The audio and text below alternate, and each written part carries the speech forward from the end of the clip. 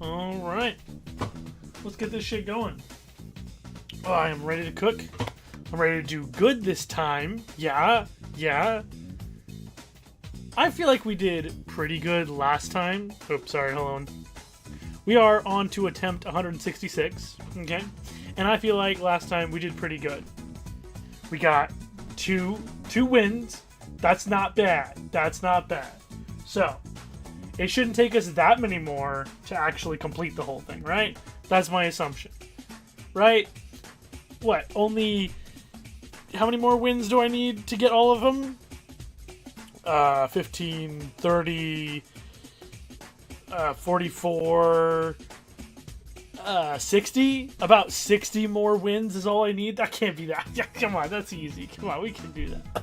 I'm gonna die. Alright. Well, as we can see, currently our ascension levels are 5, 6, 5, 4, 5. So, based on the rules that I've set out for myself, I'm going to have to play the defect, because I'm trying to keep them even. The reason that the silent is at 6 right now is because these are from when I first started this account, so it's from a long time ago, and the 166 attempts counts all the attempts from this account currently and all the wins from this account. So I'm just kind of, the data's in the game, so I could like look up that data and find out where I'm at with it. So that's what I did. That's how I got that number. And this is from before I started this rule, where I have to, you know, try and keep them even.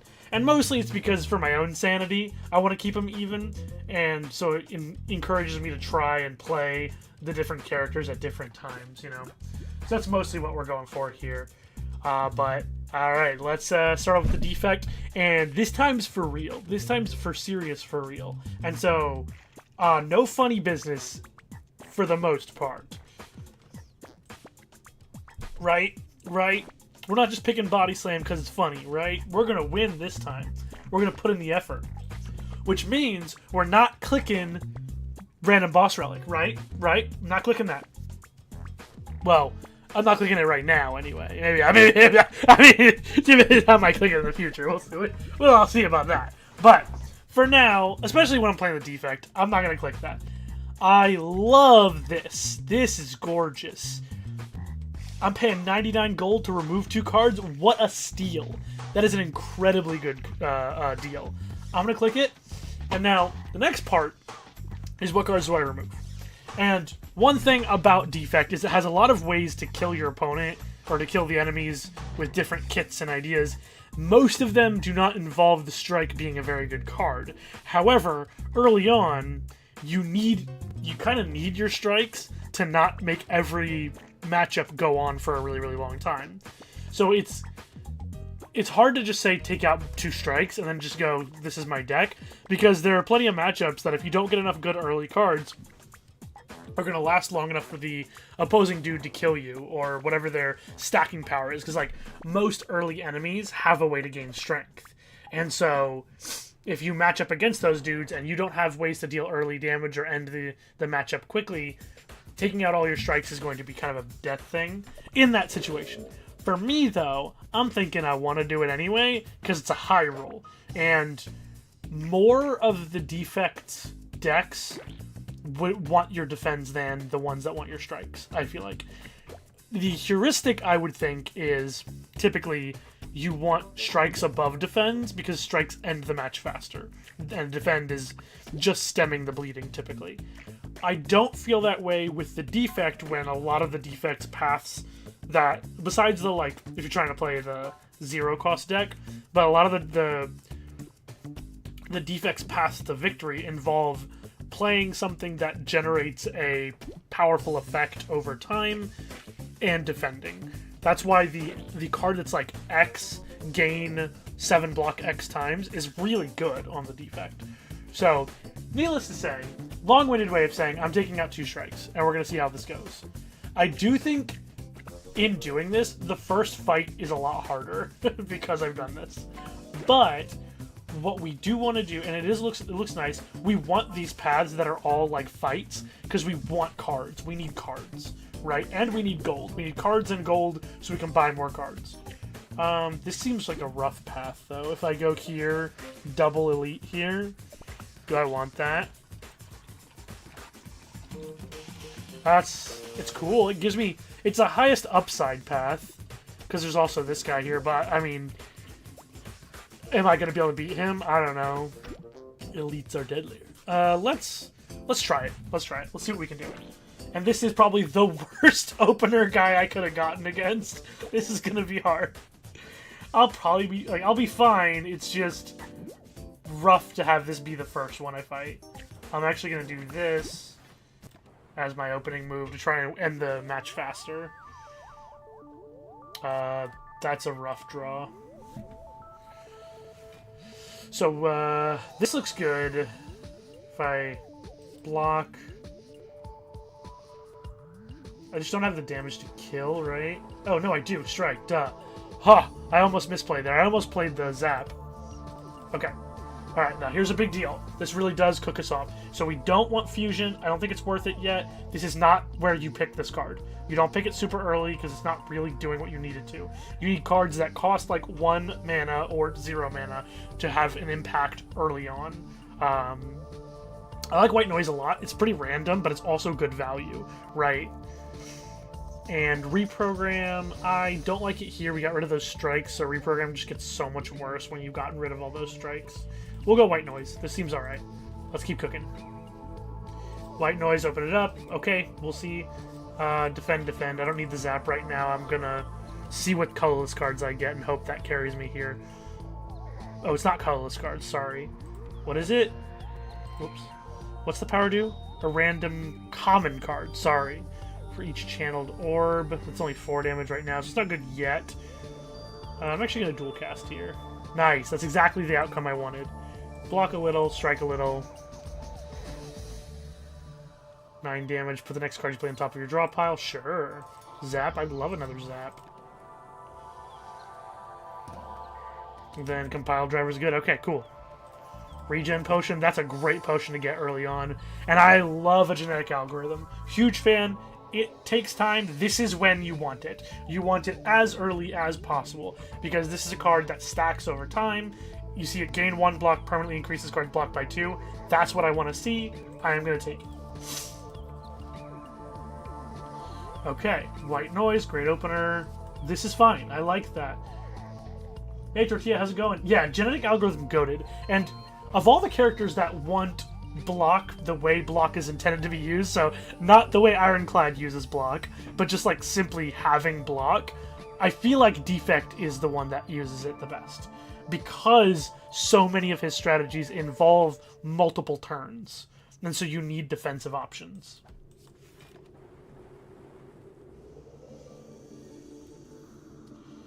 Gotta play my genetic algorithm.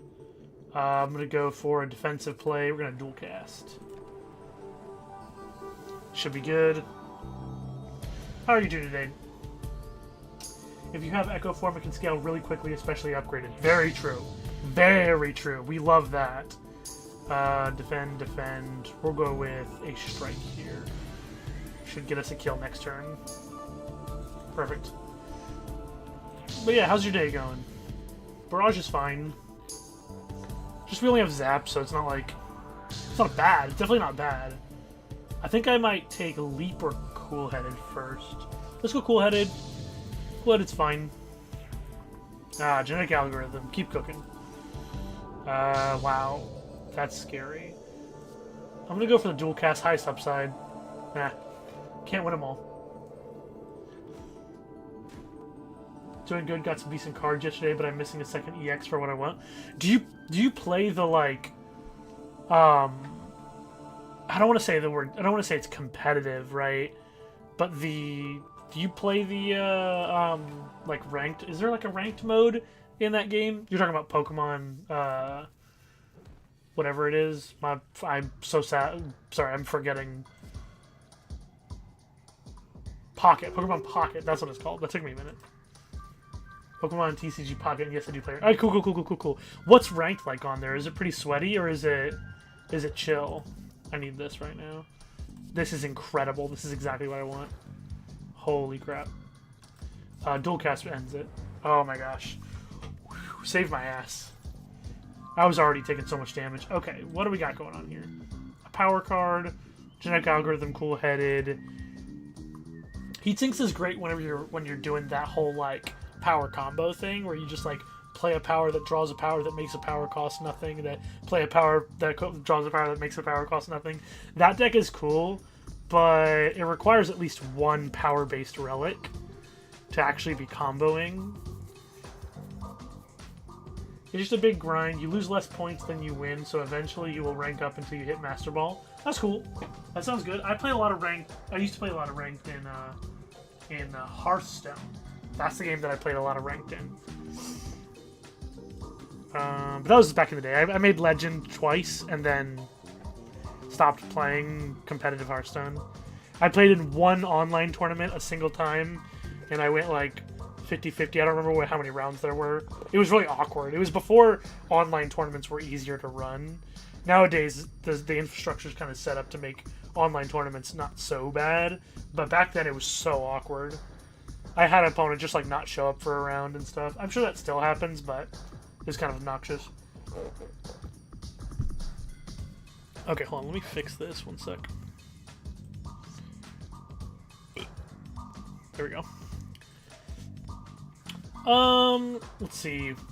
Heat Sinks by itself is a bad card, but the deck that it goes into has high upside, whereas Cool Headed is probably the generically... Actually, Beam Cell in general is pretty decent, although we took out those strikes. Actually, no, I take it back. I don't like Beam Cell for me, because it's really, like, out of place in the current deck that I have, because my, I don't think you would have liked Ranked last season, because it was like 60% one slower deck.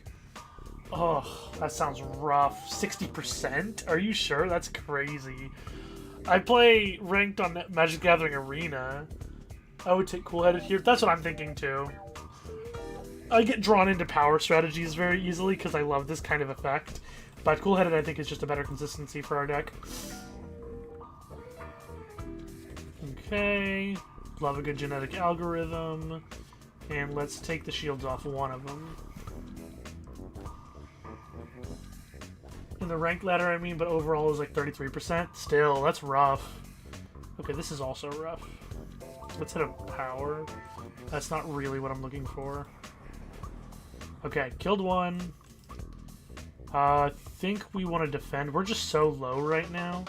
We're just going to defend. We're not doing so hot this time around. And I think that's because we took out those strikes. I wanted to see if it would... if I could make something happen here, but I think I kind of just messed up a little bit.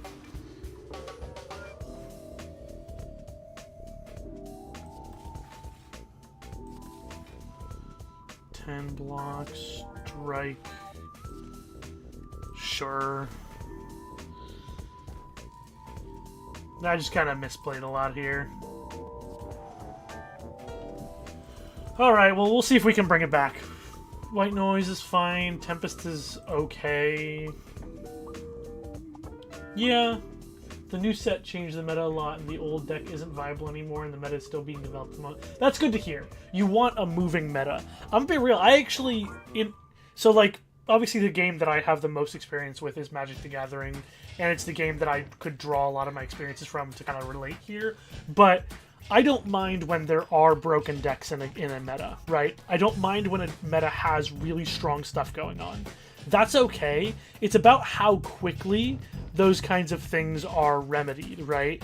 I like to play broken cards. I think that they can be really fun to play, but only if they're also then taken care of, right?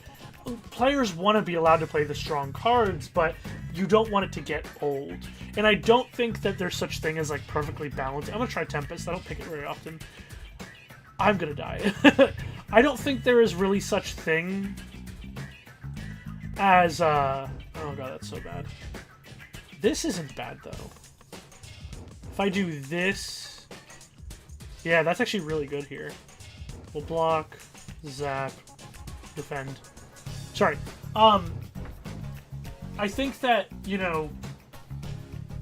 early on, a lot of players get really obsessed with the idea of, like, something being perfectly balanced, or trying to... a lot of people get obsessed with the idea that in a competitive game, the goal is to make your game perfectly balanced, and that's just not true, right? That's not going to be fun. Chess is one of the... It's not perfectly balanced, but chess is one of the most balanced games you can play in the world. And I like chess, actually, but... players aren't out here trying to play chess when they want to play a game like Pokemon or Magic, right? I completely agree. I actually like the old meta. I think the mirror was... There you go. You have it right there. A lot of really experienced, like, competitive players at games like metas like that, and they think fondly back on mirror matches because there was so much technicality. You had to think really hard about the matchup and make sure that you were playing it as optimally as possible. I love it too. I do think it's great. But I also agree that I don't want that to be... Oh, that sucks.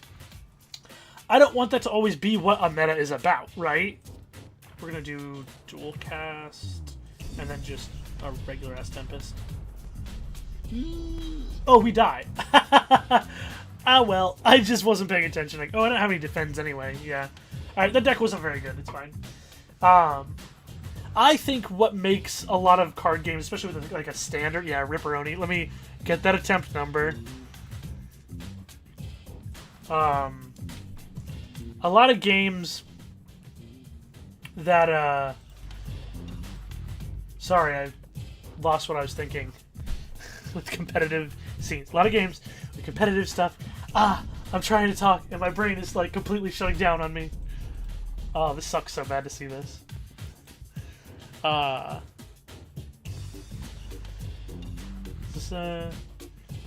many paths do I have? We got, like, 2 here. This one is less likely to have a third dude, right? Yeah, alright, we'll take this path. Okay. Back to what I was thinking.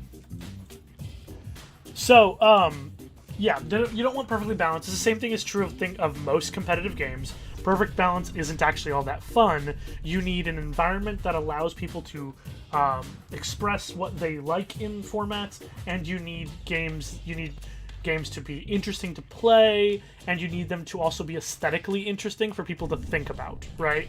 Those are a lot of the things that you're looking for in your games. Yeah, I'm also card game obsessed. As long as it's a card game, I can get completely engrossed. Same.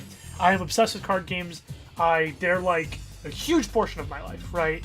I've been playing them since I was a little kid. I'm obsessed with understanding and learning about the designs of games, like the way different companies and different designers think about card game design fascinates me. If you know who Mark Rosewater is, he's one of the lead designers of Magic the Gathering. He does a podcast every week called Drive to Work. I've listened to almost every episode of it because I love listening to his thoughts on the design of Magic and places where he thought they did good or he thought they did poorly in their design decisions. Back when Ben Brode used to make more videos about his design, I don't know if he still does. He might actually have a podcast and I just don't know about it. But Ben Brode was the original lead design of Hearthstone, and I love the way he thinks about card games. He also was the lead design on Marvel Snap. Love the way he thinks about card games. I'm really fascinated with his thought process. And I also just love the way, not just like, oh, these big lead design guys, not just them. I like the way a lot of people who play card games think about the game themselves. Not everyone who plays a lot of card games is like is built to be a designer, but that doesn't mean that they don't have cool thoughts and ideas. I find that I get so much value. So, if I didn't mention it before, I do card game design, or I do card and board game design. That's one of the things I do on the side. I don't do it for work, but my main job is something completely different, but it's what I do on the side. And I get a lot of value from listening to the way that other people interact with card games and what they think would be a cool design. It doesn't mean that the designs that they would come up with it doesn't mean that the designs that they come up with would be great designs for the game, but it means that the things they thought of and what made it interesting to them is something valuable to me as a designer. I've been telling people that I love game theory and think about how to play things optimally. I personally am more interested in card games from a player perspective than a developer perspective, but it's interesting to hear you talk about it. Yeah, thank you. Yeah. No, and that's great too, because you need lots of perspective. So my brother is very competitive, and he's very good. Like, no hyperbole, he is very, very good at Magic the Gathering. Like, I'm pretty decent. I'm pretty good. I do pretty good here and there. I've won my fair share of small tournaments and done decent at bigger tournaments, but never anything crazy. But my brother's been to the Pro Tour multiple times, and he's been to Worlds at once, and he is a very, very good player. In fact, his record is way less than what his skill should be, or should show, right? His lifetime record should probably be a little bit better. It's just he hasn't had the same opportunity early on and didn't catch some of those breaks that you kind of need to as a competitive Magic player. But he is like close. If he a couple more years down the road is Hall of Fame level good, in my opinion. Personally, that's how I feel. Sorry, he looks at my designs, he plays my games with me, and his perspective is fantastic as talking to someone who is very interested in the mechanical design of games, not really designing it himself, but he's interested in playing the games and being a player and how a game feels to play, and not just how a game feels to play, but how a game feels to think about playing, right? When you're coming up with how am I going to beat my opponent or how am I going to interact with a certain game state, that is something that, as a designer, it's actually very easy to overlook. Like, what is my player going to think when they have this card in their hand? What are they going to think when it goes onto the field against them? And how are they going to feel and interact with all of these things? I personally think Magic the Gathering is their designers are one of the best at this. They're incredible at understanding how cards are going to feel and how players are going to interact with them. It doesn't mean everything they make is always perfectly balanced or perfectly great for that, but they think about it a lot more than other designers do, which I think is very, very awesome.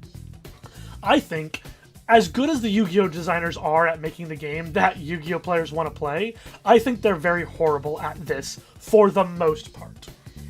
They definitely cook in some places. I will say they have gotten better at making things in their current environment that work that way. But anyway, the point of that is I could talk forever in circles about this stuff, but the point is that different perspectives are so integral to making a game that people want to look at and play, not that just interests one type of person.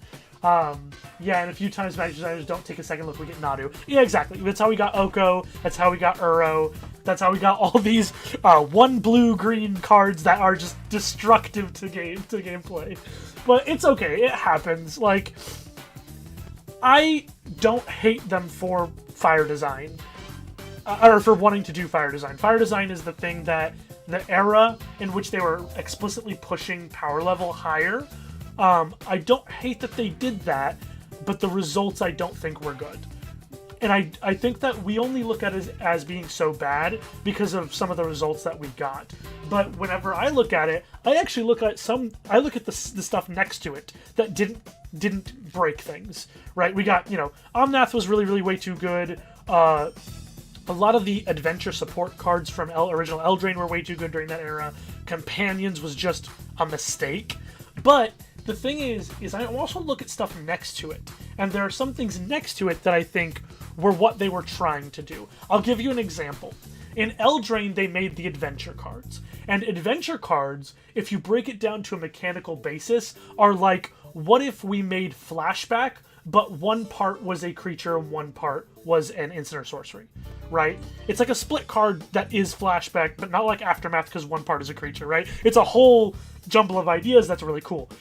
And I think they did it in a great way, but something like that is inherently very powerful because you are saying this is two cards in one, and one of those two cards is a creature, which is very powerful on its face to be able to have. When your design puts power into creatures, giving creatures the ability to do things that other card types should be normally doing, that's inherently very powerful because creatures push the game forward and kill your opponent.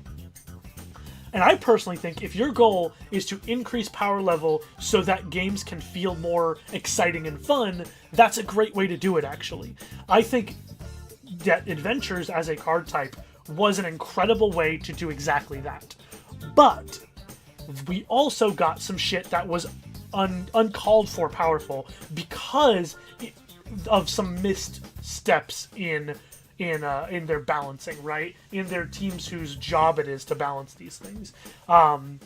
And I don't really blame them. I'm not mad at the design team. I don't think they're idiots for that. I think actually it's kind of insane that they were able to push power level to that extent and come out with mostly just those were the cards that were a problem. I think it's interesting. I think it's an interesting problem to have. Tortilla says, and sometimes instants are always a full card, but adventures guaranteed to be at least one card, aka shockingly. Yeah, absolutely. Exactly.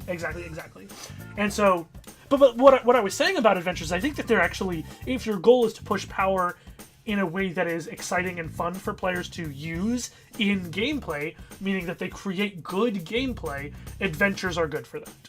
They actually are very good for that. But next to those things, we got a lot of garbage, like a lot of bullshit, right? And I personally think Ikoria is actually horrible. I don't think Ikoria is a good example. I think Eldraine, as a set, is actually a fairly good example of pushing power level for fun gameplay.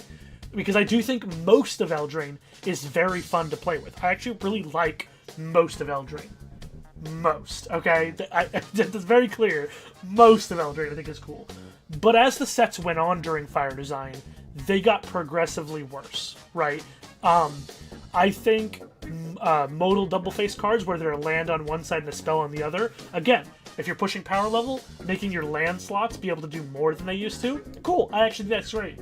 I actually really also liked Eldraine, but the top 10% was simply too broken.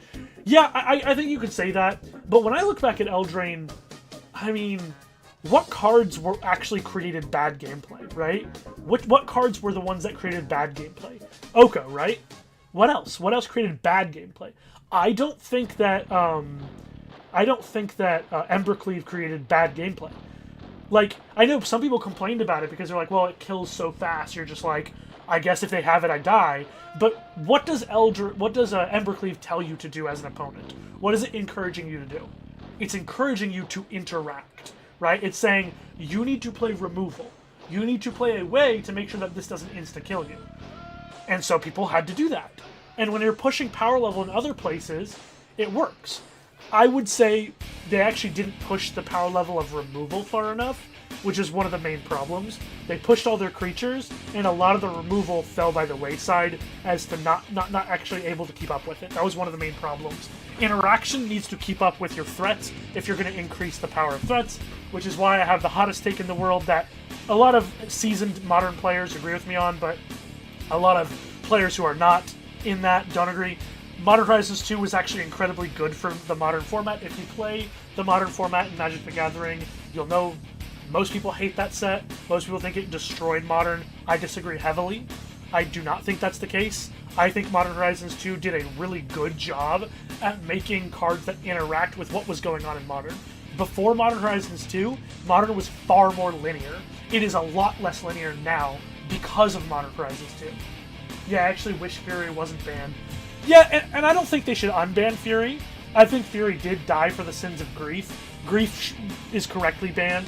I don't think they were wrong for printing Grief. We just then realized through interactions with other cards, oh, this is probably not what we want to be allowing in our format. Let's get rid of Grief. And that's fine. I think that's reasonable. And I think Fury died for the sins of Grief, but I think Fury also is not a card I want to unban because I think that our removal is already caught up enough that we don't need to let that be a part of the format again.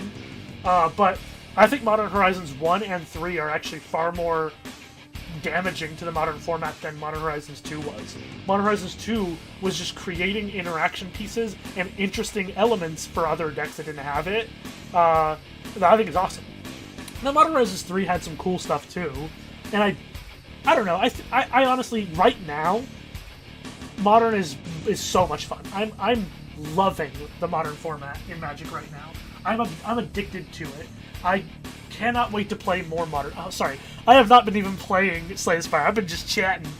I have no other cards yet. I'll just take Leap. Leap's a nice card to have. Well, like Horizons 3 introduced a lot of insane creatures, but no removal. Yeah, the interaction pieces in Modern Horizons 3 are like not there. We got the Merfolk that was like Magus of the Moon, the Magus of the Moon Merfolk. I think that's really the only card we really got that was anything. Cold Snap is good. I'm gonna take Hello World. And that card is a nice card to actually have in the format. And I love that Merfolk is like is an okay deck. It's like playable at the very least. What do I want to upgrade? Don't really want that. Yeah, let's go here. Kind of up my early game power a little bit. Oh, this sucks. I don't get the elite kill. No free elite kills. If I go here, gain 2 focus, lose 1 orb slot. That's not good here. Barrage isn't good yet. Let's say Cool-Headed again. But yeah, it is what it is. Ooh, Leap is great. Protect me, please, Sir Elite.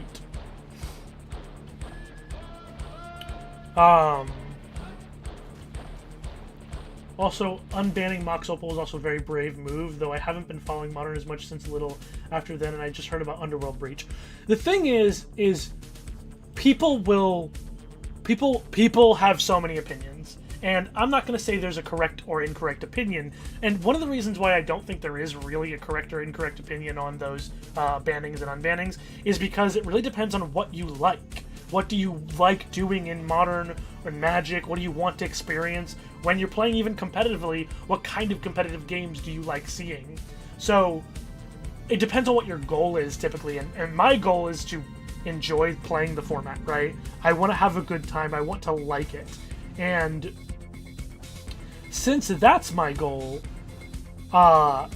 it also depends on what cards I like playing. I personally... Excuse me, sorry. I personally really like the unbans. I think they were incredibly great unbans, because one of the things is that people have been complaining about is that Modern, you don't get to play the cards you like anymore, right? Oh, I could have just killed it. Whoops. People don't get to play all these classic cards that are from when Modern was first starting, and they're all replaced by all these Modern Horizons cards. So what do? They unbanned some extremely popular and iconic cards. That's awesome. That is a sick thing to do. And that's how we got where we are. I liked MTG better when there were only 3 formats. I mean, when you have a game around this long, though, it's kind of hard to maintain that, right? That's a really difficult thing to maintain after all this time. Vintage, Legacy, Standard are the only real formats to you. I guess, dude. Dang. You just don't like anything else? All of the other very awesome and cool fun formats are just nothing to you? I just like playing Magic, and I want to keep playing Magic, and I want there to be a lot of ways to play Magic, and them having a bunch of different formats allows me to keep doing that. So, that's my thoughts on it. Okay, this sucks.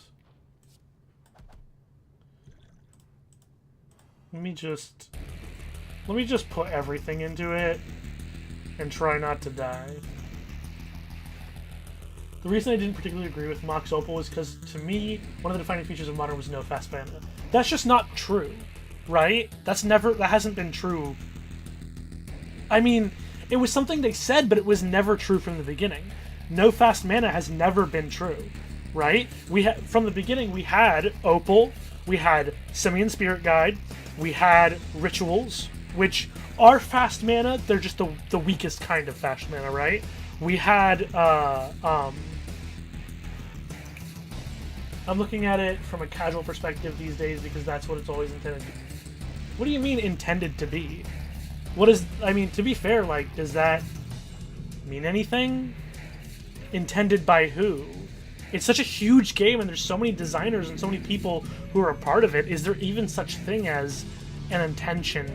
You know what I mean? It's still Elder Dragon Highlander with your own group rules on what does and does not fly with me for. I think that's a great way to play Magic.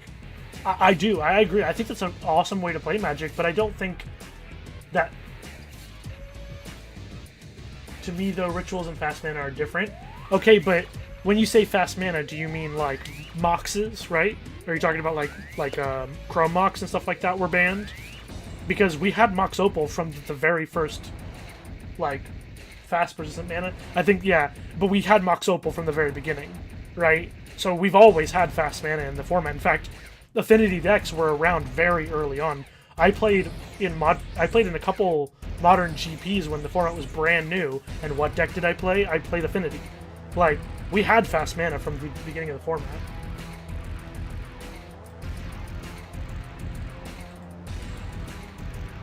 It's just like the no kills before turn 4. That was like a rule, but it never really was. There was always some deck that could kill before turn 4. By Dr. Garfield's original intentions for the game.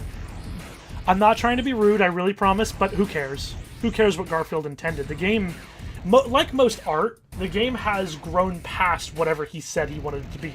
He also didn't intend people to buy much of the game. He thought people would buy at most a box, and that would be their entire collection, and they would only build decks out of that, and play with each other from that, and trade from those boxes. That was his entire thought that people would do, but also because he didn't expect the game to explode the way it did. But I just don't think that we should make modern-day decisions about the game based on that. That doesn't seem like the right way to do things. I played things in the wrong order.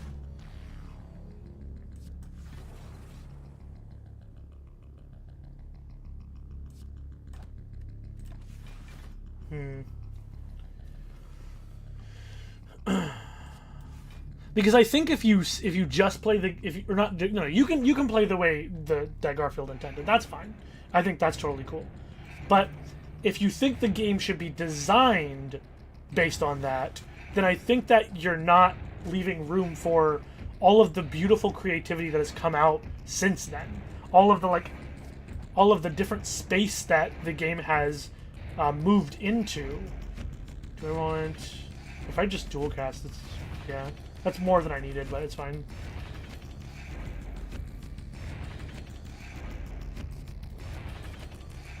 I think one of the most amazing things about Magic is how broad... I think we're just going to go with Cool-Headed again. Oh, okay, yeah, so you're just talking about playing it. And as long as you just mean, like, for yourself, like, this is the way I want to play it, I think that's awesome. I think being able to play the game, like, with that style of the way that Richard Garfield originally intended the game to be played is actually a really fun way to play the game.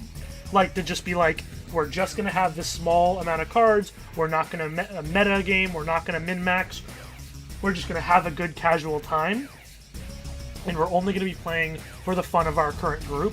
I am, like, 1,000% on board for that kind of thinking. I'm going to zero the zap so I can weave it in between stuff.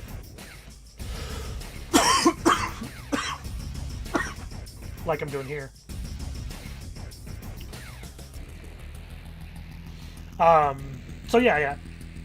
Our table is always fond of 500 card singleton decks with a rule of card search only sees top 10 cards in the library and you have 15 seconds to search. That's fun. No, that's sick. I made it so every game played with the deck was a new experience. That's actually really cool. I like that a lot. So I am also fascinated by playing Magic in different ways.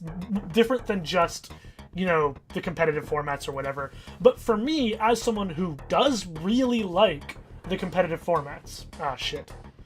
I'm gonna try and block a little bit. As someone who really does love competitive formats, and I want to play those, and I'm glad they exist, I guess we have to just big block.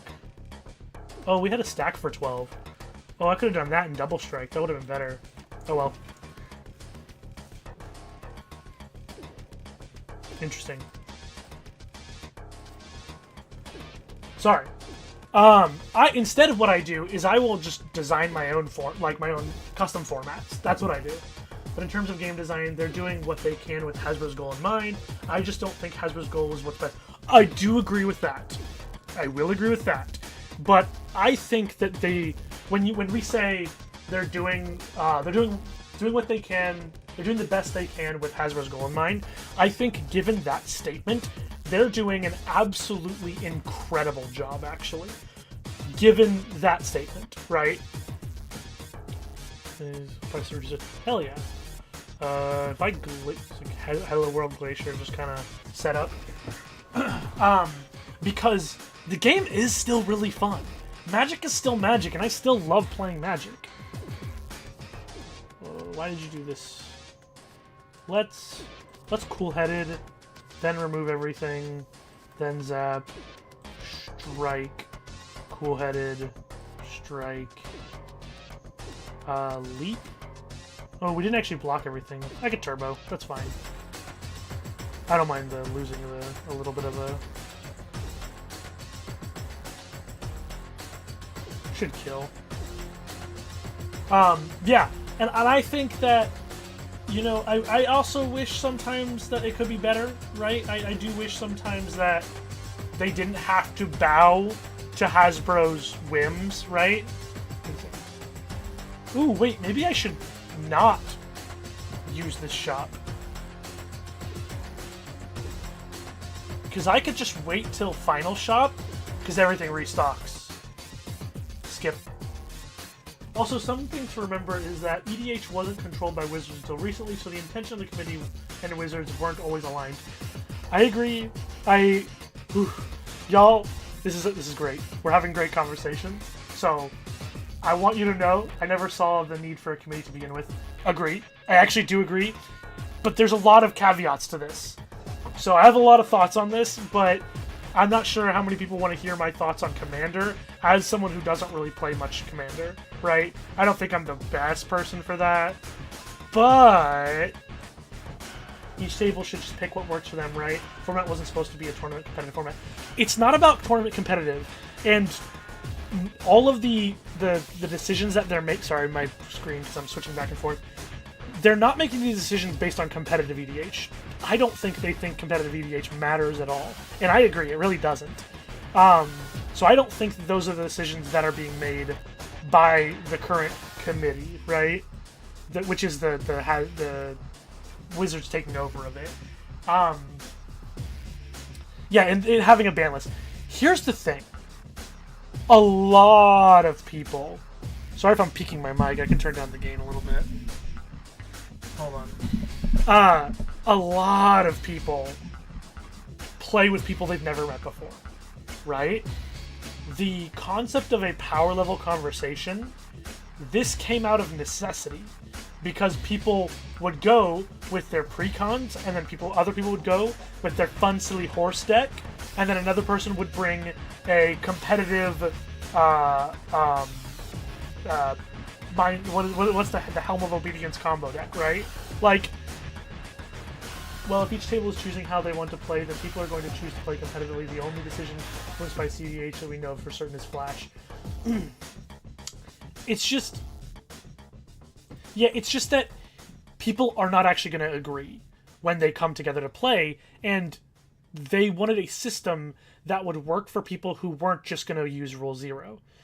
The baseline is that everyone should Rule 0.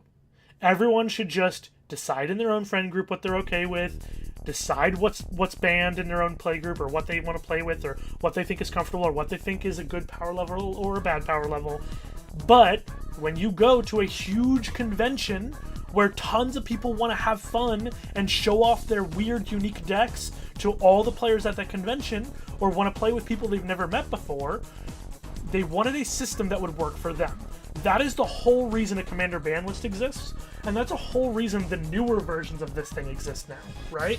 That's why the tiers, or whatever they're called, the bracket system, it's why it exists. It doesn't exist to replace Rule 0. It exists for people who can't Rule 0 because they just met the people. That's why it exists. And so, personally, I think it's good that it exists for that reason. I just think people are very bad at... When it comes to games, people are bad at Rule 0ing. They're actually just horrible at realizing they can do that. People do this with board games, too. When you play a board game, if you don't like one of the rules, typically you should play with it first to see why it might be there. But if you play with a rule and you say, that rule's making the game less fun, just remove it. Just remove the rule, play differently. in a board game. You can do this. Magic is the same way. Magic is the same way when you're playing with people you know. But if you're playing with people you don't know, you need some baseline to start with. This exhausts, right? Okay, let's just do it. Glacier is not good here. Ooh, no. If we just strike, rebound.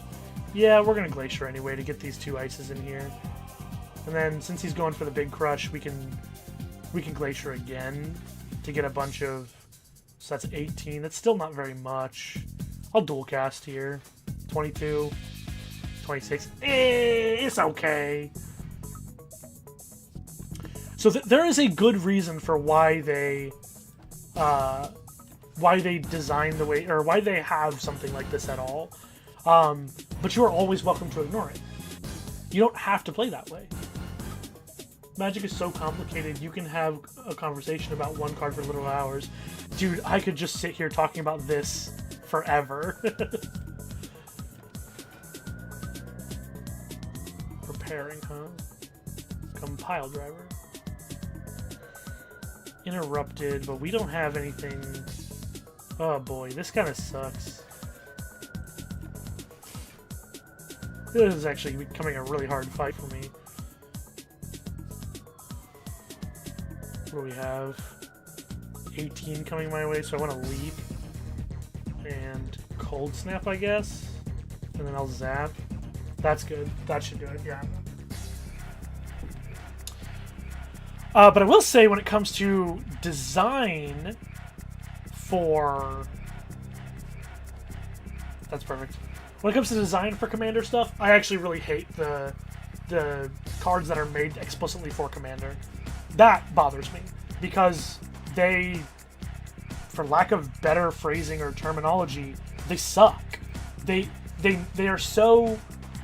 They're so obvious. They're so A-B designed. They're so do X... They say, when you do X, get Y, and then the card that says that also says do X on it. And it's like, where's the creativity in design? It just, all the decks build themselves. And then they create all these support cards that are just do X, do X, do X. Or there'll be cards that say, when you do Y, you get to also do Z. And so, you play your card, it does X, triggers Y, Y happens, so your Y card triggers and gives you Z. Like, it's just... Yeah, I know. I can't stop ranting, dude. If you get me talking about Magic, I will rant forever. I love Magic to death, and I have criticism and praise for literally every part of the game. Like, I could just keep talking. Like the first Commander decks ever. I remember when these were created, like the Mimeoplasm and all that.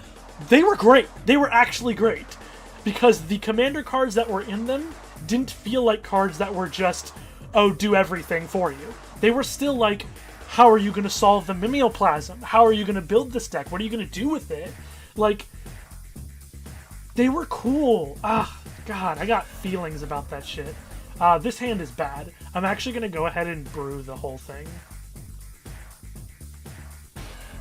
Oddly, though MTG is great, I don't specifically believe it's the best two-player multiplayer game ever designed. Oh, Kutsu, what would you put in that category? I am very biased, so when I say I would put it in that category, that doesn't mean anything. Don't listen to me. It doesn't mean anything. Ugh, gosh, I'm gonna die. It does well in both arenas, enough to have persisted as long as it has. True. But what would you put in that category instead of it? Oh shit, perfect. I guess we'll just... Oh, we have a strike here? We'll just strike, I guess.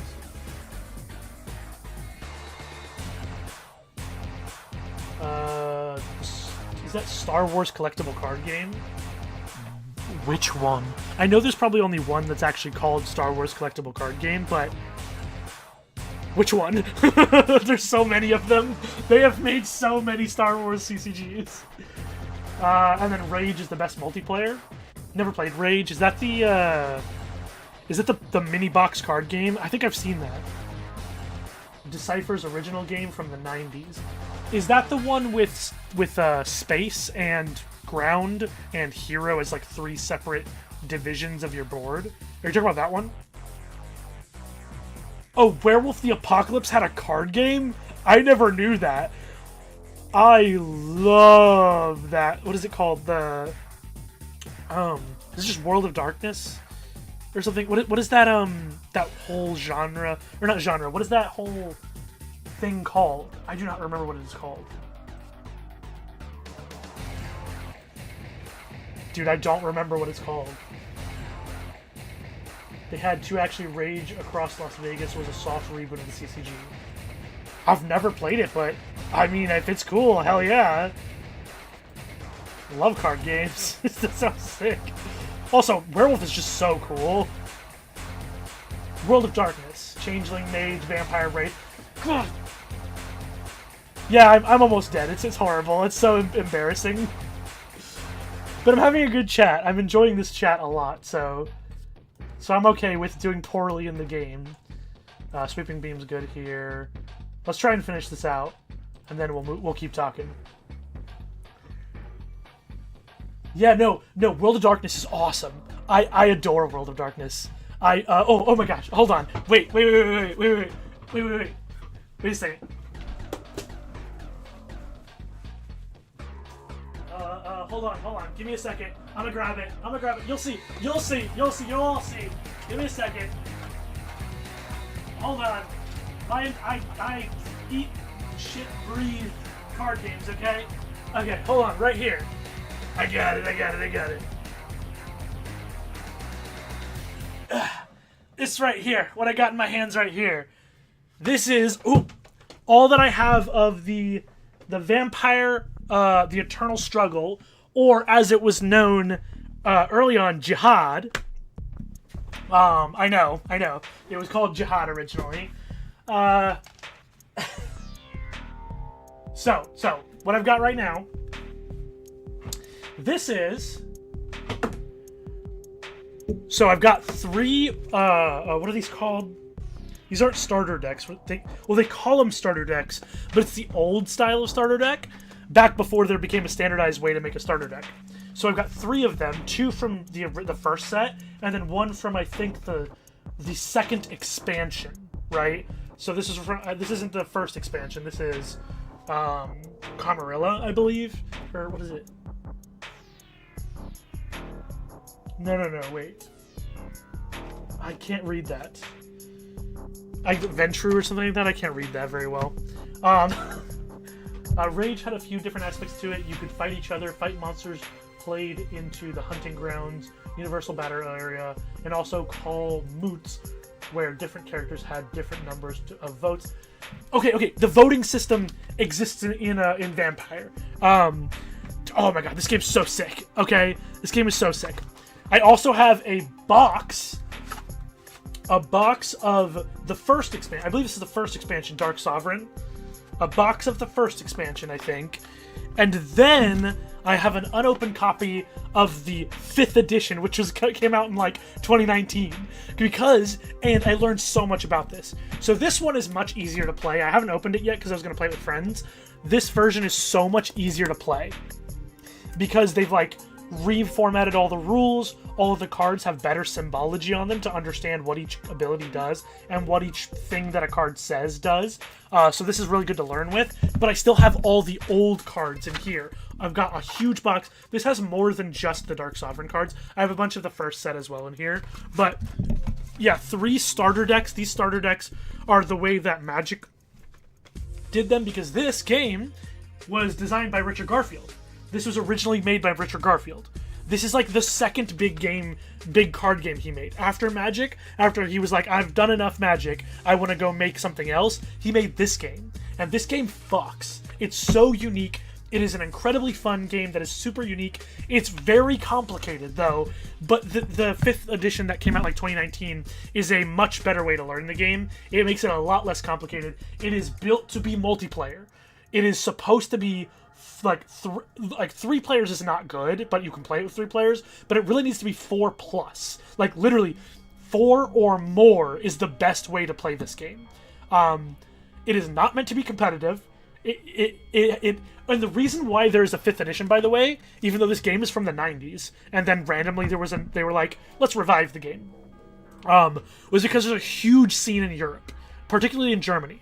In Germany, there's a very big Vampire: The Eternal Struggle scene, and they've been running it for years, even though there's been no new content. Can I end this man's career? Okay, cool. hold on. Let me get back. To add complexity, the first expansion introduced Worm as a faction, so you could be good or evil. Awesome. I love that very much. Bro, I'm too young for this. I only got into card games like 5 years ago. Dude, I can believe I will proselytize to you that card games in general are just awesome. Just like more of them. I love that there are so many of them. There's so many cool ideas. Star Wars CCG, Rage, the werewolf game, Marvel Overpower, Mayhem. I think I've heard of that. Not long after that, Raw Deal. Oh yeah, the WWE card game. I knew about that one. Yeah, I figured because I wasn't alive at that time. Fair. I was born in 1980, so been blessed to have lived through it all, but that cuts both ways. Haha. Legend of the Five Rings. I never played that game, but I know about it. Seven Seas. I have somewhere some 7C cards. My dad really liked that game. I didn't play it. My dad is who got me into all this stuff, and all these Vampire: The Eternal Struggle cards are from my dad's collection. He let me have them because I'm gonna learn how to. He never actually learned how to play it because it was really complicated, and I wanted to teach him. It's a really cool system. Each player is a what are they called? Okay, they're a type of vampire called a Methuselah. Okay, and a Methuselah is someone who is old and creates families of vampires. Okay? They turn people into vampires and enslave drudges, essentially, or whatever, who do their bidding and things like that. So that's who you are. And you are turning people into vampires that are going to do your bidding, and they are going to try and take power and blood from other players. But it's not just about, like, combat. Combat exists, but it's... Oh, God. Combat's so weird in that game. Don't worry about that part. The cool part is that there's politics in the game. Explicitly, you're trying to be a powerful vampire prince. So if you're trying to be a powerful vampire prince, you're going to have to control your local politics as well. So there's, like controlling politicians and stuff like that to get more votes into certain event. Oh god, I don't know. I'm not going to spend time explaining how this game works. It's just cool. It's a cool game, very unique mechanics. It is like no other game I've ever played. I'm 4 or 5 cards short of having one of every card ever printed for the Star Wars CCG. Have every card printed for Rage, 5 sets total plus promos, and Mayhem except for some promos, 3 sets. Also, one of mine and my brother's favorite MTG artist, Ron Spencer. It's Ron Spencer, right? You meant to put a C there. Did a ton of work for Rage cards. Also, no one around me is into card games like me, and I'm really bad at making friends. I don't play physical card games. It's all digital for me. Though a few times I had played physical MTG, it was fun. Well, you should stay in our community, join our Discord. Like I said before, sometimes the Discord's more active than other times. We have a decently sized community, but we're kind of growing still. But that's my whole fucking thing, dude, is card games. I love card games so much. Love digital card games, love physical card games. It's all great. We have a bunch of signed Ron Spencer, Rage, MTG, and other cards from Gen Con one year. And I also got him to draw me a one-of-a-kind drawing of Batial Doll. Dude, that's so fucking cool. That's so sick. Oh, I love that. Where are we at with this deck? Okay. Chat's been worth it. The chat has been worth it, so I'm okay with not knowing where I'm at with this. I think we're probably closer to Rainbow, although Hyper Beam is decent. I don't really want the Hyper Beam in my deck right now. I'm just gonna take Rainbow. Okay. Slaver's Collar is probably fine. Yeah, I'll take Slaver's Collar. That seems fine. Quinn Hoover, Tony Terliza, Ron Spencer. I don't know those first two, actually. I'm not familiar. These MTG artists also did a lot of work on other CCGs and some D&D products as well. Oh, cool. Very good. Very good. Love to hear it. I have a shelf over there that's just crap tons of card games, like different card games I have and I've enjoyed. Also, we were talking about all the cool ways you can play Magic. And that's something that's on my YouTube channel a lot. It's something I care a lot about. Even though I love playing competitive Magic and I like the formats they've created, I'm also fascinated with how you can take those cards and make them do something else. So that's like Dan and stuff like that. And like I've talked about those, I've made videos. But I also made a video about what I called the Tower before I learned about like Battle Box and stuff like that. I didn't know it was a thing people already did. But I called it Tower, not Judge's Tower, but Tower. And a better way to describe it is like it's a scrapbook, and it's where if you have a bunch of cards that you really love and you like, but you don't have anywhere to put them or to play them that would actually make sense, you throw them into a big stack, right? You throw them into a big stack, and you just play with them from that stack. And I have one that I've made that has all of my favorite cards ever. All my favorite signed cards, all my alternate art cards that I really like, all of my cards that have tournament stories attached to them from my life, all the cards I've gotten altered by artists. All of that is in this big stack, and we play with it. And the way you play with it is you just throw all the cards in a stack, and then everyone can play cards face down as utopias, right? As lands that make any color. And so you can play whatever cards you want. You can do this with any stack of Magic cards. It doesn't matter. You don't have to worry about lands and stuff like that. And we play it all the time in between rounds at tournaments. If I just take the big stack of cards, it's in a fat pack box, and I just bring it to a tournament, put it on the table, pull it out, and we just start playing. It's awesome. It's a great casual way to play the game. That's one of like a million ways that I've designed casual ways to play Magic. I have a lot of money, but I'm going to go to Big Shop late. I think we should hit this shop because I don't want to not have spent this gold and not have a good place to go. Let's go up this way. Quentin Hoover did the original Vesuvian Doppelganger. Earthbind and other very distinct old cards. Ooh, cool. Interesting. My brother and a couple other guys and I enjoy playing a format called Mental Magic. Mental Magic is cool too. Mental Magic in my area, the players who play it are sweaty players, which is, I mean, I guess sweaty's not the word I want to use. Excuse me. They are, man, this hand sucks. Oh, I got hiccups now. Hiccups bad. It's always like the Mental Magic plays out very similar every time. It's fun. It's a fun novelty, but I don't feel like Mental Magic is very replayable. Excuse me, I got heartburn.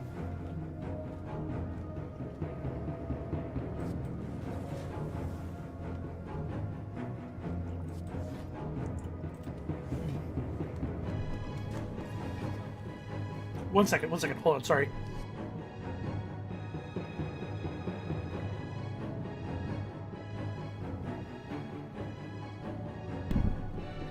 Yeah, that makes sense. You need a lot of, oh my gosh.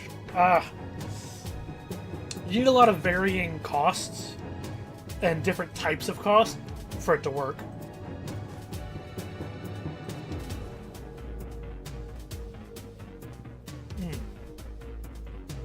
I'm gonna do this, actually.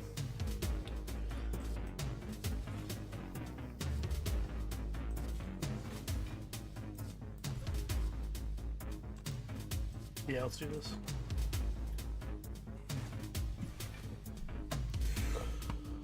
Oh, excuse me.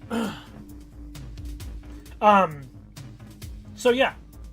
One of the other things I really like doing is I've got this big stack, or I've got this huge, what do they call it? It's got 2 lanes in it. I forgot what they call it. Excuse me. And it has cards from a ton of different card games mixed into it. Oh my goodness. I got hiccups, dude. They make it so hard to talk. Like, it shouldn't be just a bunch of efficient 1 and 2 drops. You should be having to rack your brain to play a card that costs green. Yeah, I agree. You're so right. Yeah, when you play it, if you have a lot of like interesting mana costs, it's cool.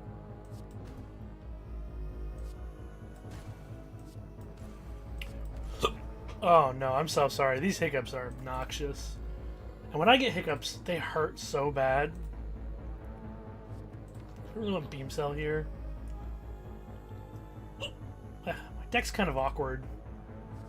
It's going in a lot of different directions. Storm's probably not good. The upgraded Beam Cell's probably fine.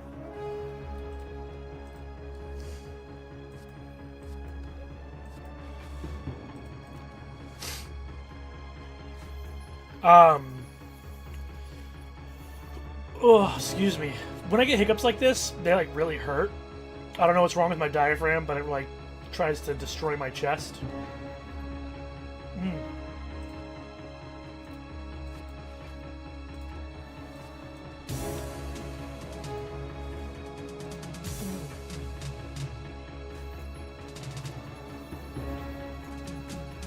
claw.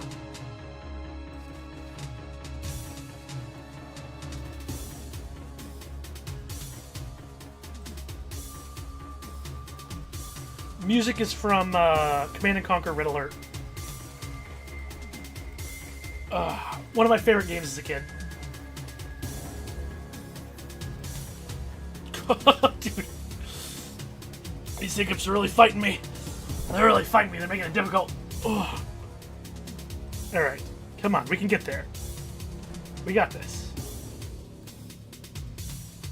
Okay. Dual cast not going to work. We need cool-headed into dual cast. There we go. Dead. Heat sinks. It's too late for the powers deck. I actually don't like any of these cards. My deck is not doing great. I'm gonna skip. Brings back the memories. I playtested this game in high school for Westwood Studios as an intern. That's awesome. What a sick call, dude. That's awesome. I love to hear that. Oh, jeez. I can't talk. Like, every time I try and talk, my head, like, my brain gets, like, restarted because I get a hiccup, and then, like, it, like, shakes my chest. Y'all don't know. I don't know. Any of y'all in the chat have hiccups that, like, mess up your brain? Like, you can't think while you have them because they hurt? My mom has this, too. Where the hiccups are, like, physically painful. We'll just go here. I can fish in this. Go into a glacier. I kind of like that, actually. No, it's not normal, I know. I think it has to do with I think my mom had a doctor, like, find out, or, like, look into it. It has to do with the way the muscles are attached to the ribs or something. Whenever you hiccup and your diaphragm contracts, it pulls the muscles, but the muscles, because of the way they sit on the chest, or the way that they pull, specifically when they contract, it hurts when it shouldn't, right? Because hiccups are normal. Babies have hiccups. But, oof. This hand sucks. Let's just get 10 armor here, I think. Yeah, that's fine. Okay.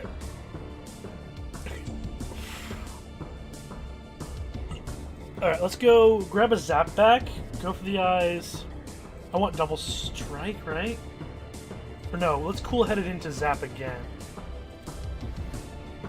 These fights are giving you the business this run. They see you got meat on the bone and they're yeah, they're like, oh really? You can heal? I'd love to see you do it.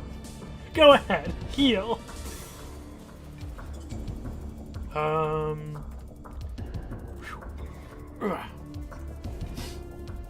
But yeah, Westwood was right down the street from my high school. Since we weren't 18, we couldn't be legally employed, so they gave you pizza and soda. Dude, Ben Brode has a very similar story to doing that. Oh my god, that's so funny. When he first got into testing a video game, that was like a very similar story to him. So funny. Okay. Wait. We might cook him. Sweeping beam. Into, we need block. Ooh. Maybe we should have blocked more. That's crazy. You have a crazy story there. Alright, let's go here. Perfect. Into sweeping beam, see if we get a better card. Compile driver's good. And a 0 cost. Love that. Okay, cool. We can get there.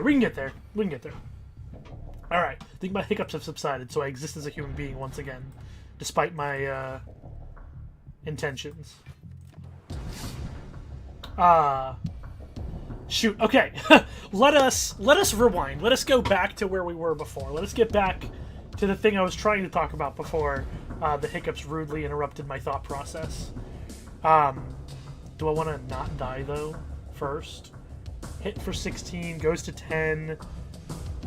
Defend. No, I actually... Ooh, that's pretty nice. Let's go like this, I think. That's a little bit better. Then we only take 1 damage. So, back to what I was talking about before. Rebound, zap. Rebound, kill. I've got this big box with a bunch of cards from different card games. there's probably about 30 or 40 different card games making up all the cards in that box back there. And they're not random. I chose specifically each of the cards that went in there for most of the games. There's a couple of games where it was just like, they were just the only cards I had of that type just laying around, or that I could find at shops. I did Capacitor Plus, I think it's alright. Find some potions. Ooh, love that. And what the point is in that box is, I call it the kitchen sink. Other people, again, I created this thing before I learned about Party Box. So if you're aware of Party Box, that's kind of what this is. Though this is not... Most Party Boxes I've seen are like mostly Magic cards, and then they put a couple of random non-Magic cards in them, which is cool for sure. Like, that's no doubt, that's also cool. But my box back there is pretty evenly distributed between different games, and what let's just do this, right? I'm gonna drink this too. I'm gonna keep myself safe in this matchup. What the point is so you've got Magic the Gathering cards, you've got Yu-Gi-Oh cards, you've got Pokemon cards, you've got Digimon cards, you've got One Piece cards, you've got the Dot Hack card game, you've got the newer Star Wars TCG, and 2 or 3 other older Star Wars TCGs. You've got cards from board games, like the Bloodborne board game, or from deck builders like Ascension. Lorcana is in there as well. Yes, that's correct. I also have Slay the Spire board game cards in there. Because I kickstarted it, the Slay the Spire board game came with foil packs, where you got foil versions, randomized foil versions of cards that already existed, so you could put them in there and like swap them out. But I didn't do that. Instead, I just took them and put them in my party box, or my kitchen sink as I call it. So you've got all these cards from all these different games in it, and the job of the players as they play is to determine how these all work within a same game. I've got Uno cards. I have cards from a normal deck of cards. I have a punch card rewards card from a game shop. I used to have a driver's license in there. I'm not sure if I still have it in there. I've got a get out of jail free card from Monopoly, right?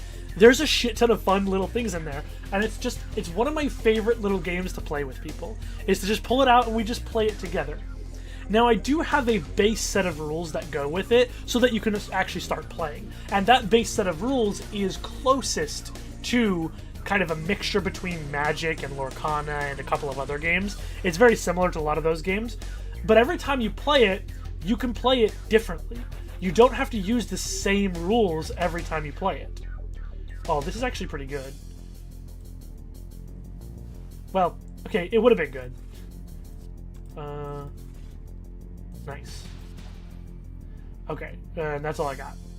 Okay, well, I could have artifacted this fight! I could have artifacted him! That's okay. That's alright. Okay, defend. Let's go. Sweeping beam. A rebound into a rebound. And go ahead, opponent. Alright, we're not taking damage this round. So, like, the base rules use... similar to Magic. It's a little similar to Magic, but what I've done is So you've got 2 ways to play it. One way is each player gets 60 cards randomly out of the box. They shuffle them, take 10 aside, and those 10 become their life deck. And that's because so many games have life deck style mechanics, where if this card gets milled or gets discarded when taking damage, it does something. So I wanted those cards to actually do something. So you have 10 random cards become your life deck, right? It's like prizes, but better, but more balanced. I actually don't think the prize system is a good system. Pokemon started a version of it, but Pokemon's version was the opposite. Pokemon's version was, when you're winning, you get more prizes. That's bad. That's actually a bad system. Games like Kaijudo, which I have in there as well, Duel Masters, the Elder Scrolls card game. What other games do that? There's a couple of games that do this. The Digimon card game has a similar system, and the One Piece card game also has a similar system, where they all have systems that benefit you when you get hit in some way. Some of them are more forgiving than others. Kaijudo, you got the card to your hand, but in Digimon, it just goes to your graveyard unless it has a special ability where it triggers whenever it would get damaged out. So yeah, so you've got technically that means you have a 50 card deck of random cards and a 10 card deck of random cards, and the 10 card deck is your life deck. So when you gain life, you put a card into there from your normal deck, and when you lose life, you discard cards from that life deck. That's pretty much how the game works. And then cards have costs, but you have to figure out what they should cost as you play them. You decide with other players. Like, we made up a rule that Yu-Gi-Oh! Monsters, you had to pay their stars as their cost, because otherwise they were too good. But if they were able to be tribute summoned, then you didn't have to pay their cost. Instead, you just sacrifice dudes that you have in play for it. Interesting. I think you would have found Star Wars CCG an interesting alternative to standard CCG gameplay loops. Probably. I mean, shoot. Send me a link if you hop in the Discord and send me a link or something like that, and I'll check it out. I don't know this game. I haven't really played that old one. From the deck that we currently have, we're orbs based, but recursion is mid. Compiled driver is probably better. Do I want to play this elite? You have no deck. When you have no deck, you lose. Oh, sorry. It requires 60 card deck exactly, and your deck is your life. Your deck is your life. Games are okay. I think it's a pretty big pitfall having your actual normal deck be the rare zero cost. Oh, good call. Thank you. Every time I draw it, I'm like, I should upgrade this, and then I am not thinking about it whenever I'm in this screen. Thank you. Good call. But not being able to draw doesn't count as loss automatically. Okay. I think life decking can be done well, but a lot of games have done life decking, and it doesn't really... It's okay. It's just not... It's got a lot of issues, and one of the main issues is vibes. The vibes are bad in that kind of game. People hate seeing their favorite card go from their deck to their graveyard, meaning they're not going to get it. Now, you and I, as people who have played games at tournaments and competitive level, know that that doesn't matter. You weren't guaranteed to draw that anyway. It doesn't matter that it went to your graveyard. It's not a big deal. I actually don't... Let's see. I'm going to double leap here. Well, that opens up mechanisms with discard pile interactions, and also draw per turn was unique. The draw per turn? Could you explain what you mean by the draw per turn was unique? You could draw... Oh, sorry, you said it right there. I'm so sorry. You could draw as many per turn as you wanted from within your active force pile. More options, but it's slowly killing it at the same time. That's a cool system. I don't hate it. I think I... Kind of understanding where you're going with it, I kind of like that. That's a cool system. What do we need? We want rebound, but this isn't actually going on top of my deck, but it's fine. Zap, beam cell, strike, glacier. That blocks a lot. That blocks a lot of it. That's a cool system.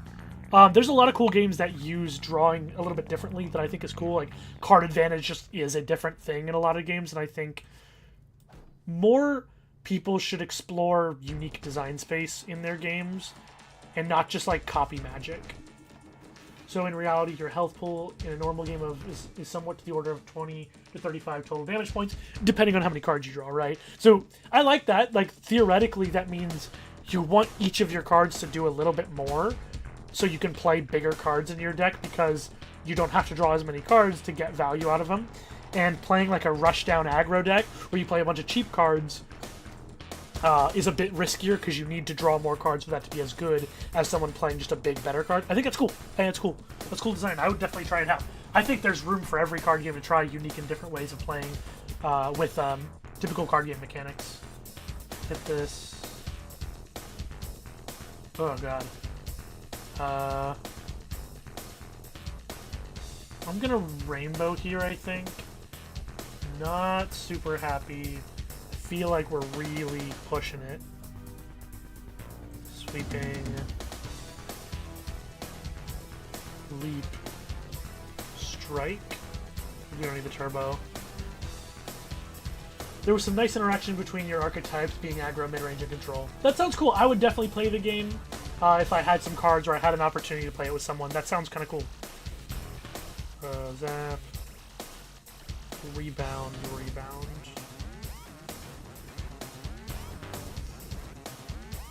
Still took damage, damn.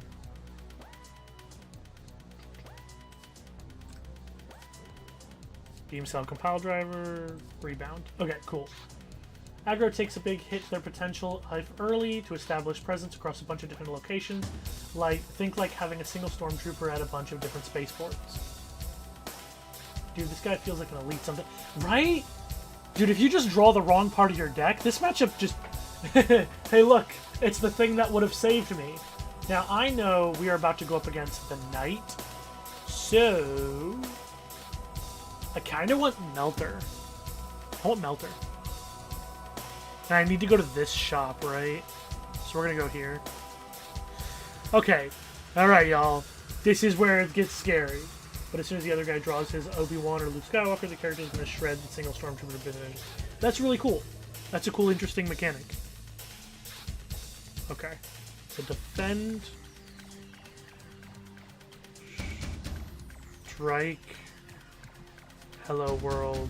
I guess leap. Guess we probably should have used this. Maybe I'll just do this. We'll wait on the strength potion. Everything in Act 2 sort of feels like a unique... It's why the common strat is to not take more than 2 hallway fights so that you're not in the hard pool much. Elites, I mean. Yeah. Don't forget you have the extra energy. Oh, right. Sick. Okay, wait. So I want Glacier. We want to compile drive. I'm going to go Steam Barrier. Oh, I should have rebounded first, I think. I would have wanted Steam Barrier. Sweeping Beam. Zap. Let's just Strike for now. I do forget with Slave Collar sometimes. Yeah, it's because it doesn't happen all the time, so you're like sometimes doing it, sometimes not. Capacitor, let's go. Ball Lightning is Beam Cell is... There we go. Kill him. Draw. Okay, awkward. Ha! No!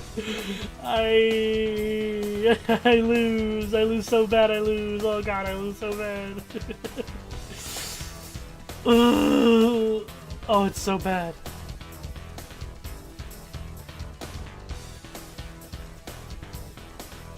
We tried. Oh. Oh, that's bad. All right. Let's hit it up. Give it up for attempt 168. Woo! Attempt 168. Let's go. 20% done means alive. 50% with 1. Yeah. Oh well. All right. Lose 7 max HP. Remove 2 cards. You know I wanna.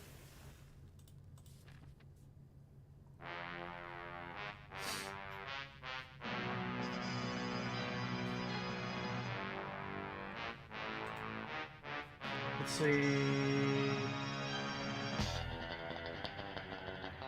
Yeah, something along these lines seems good. Alright. Wow, what an opening.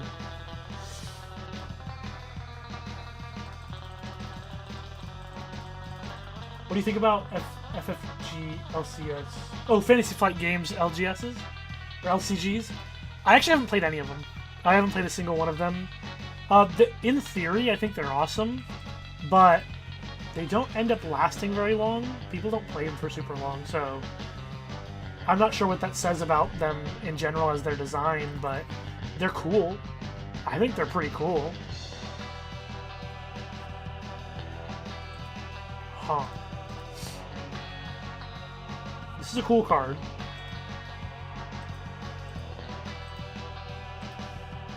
I blame the Fantasy Flight Games for the licensees for giving up support too early. Yeah, I agree. I think that it's mostly because they're like, a card game? Cool, it's going to make as much money as Magic, right? and they just assume it's going to make a ton of money when that's not really that realistic. Especially for an LCG. LCGs don't make crazy money.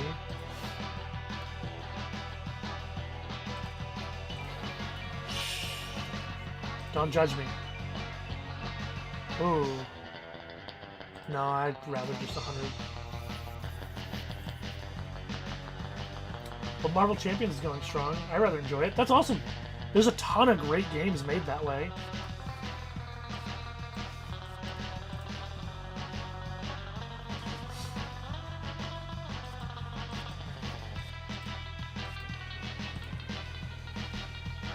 I haven't really played much of them though. I maybe I've played one or two.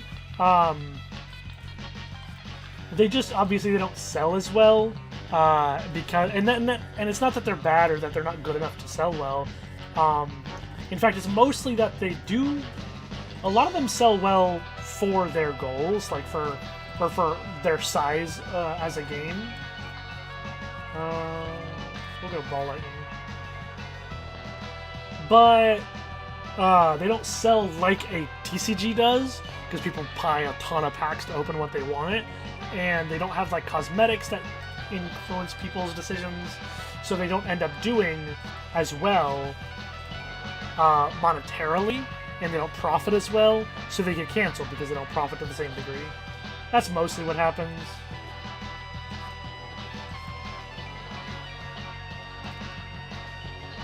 The original Game of Thrones LCG was pretty cool before they rebooted. It was similar to Magic in all the good ways. That's awesome. Sounds like you played like a crap ton of a lot of these games, which is cool. That's awesome. Let's try Recursion for once.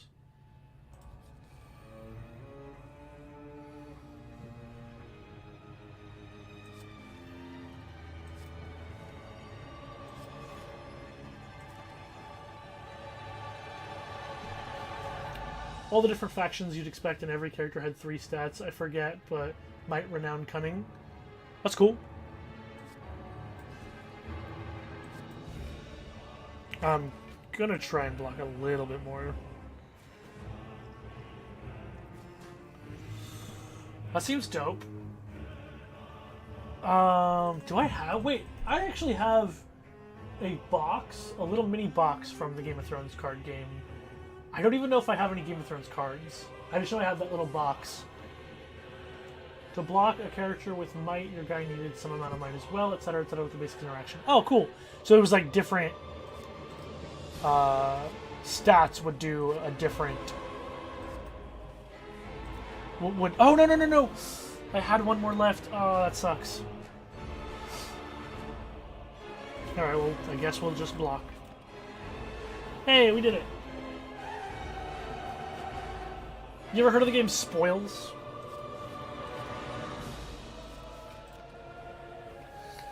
Spoils, they had 3 stats as well. It was like attack, defense, and speed.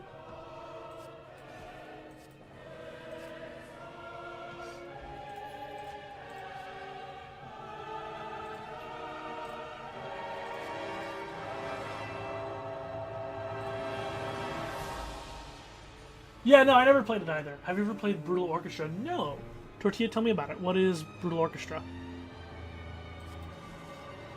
My kid is bugging me for something. No worries, dude.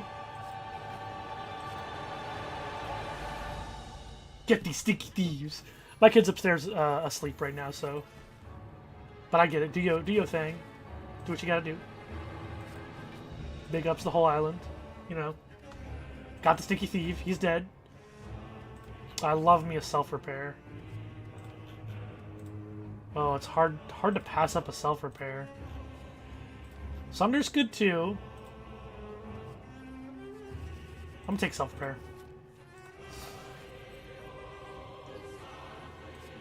Oh, that will kill him, huh? Or that'll open him up. I think I have to end my turn here.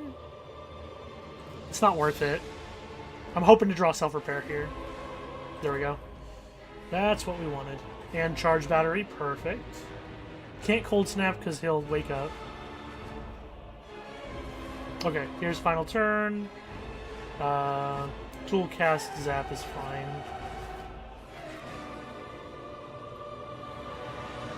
Okay. Cold snap. Ball lightning, charge the battery.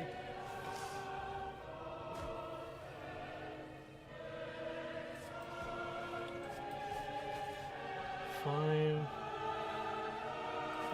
Recursion Zap. Seems good. Not great. Cool, great. This is great. This is... What a great hand to hit on the turn that he is doing nothing. Oh, it's gonna be rough.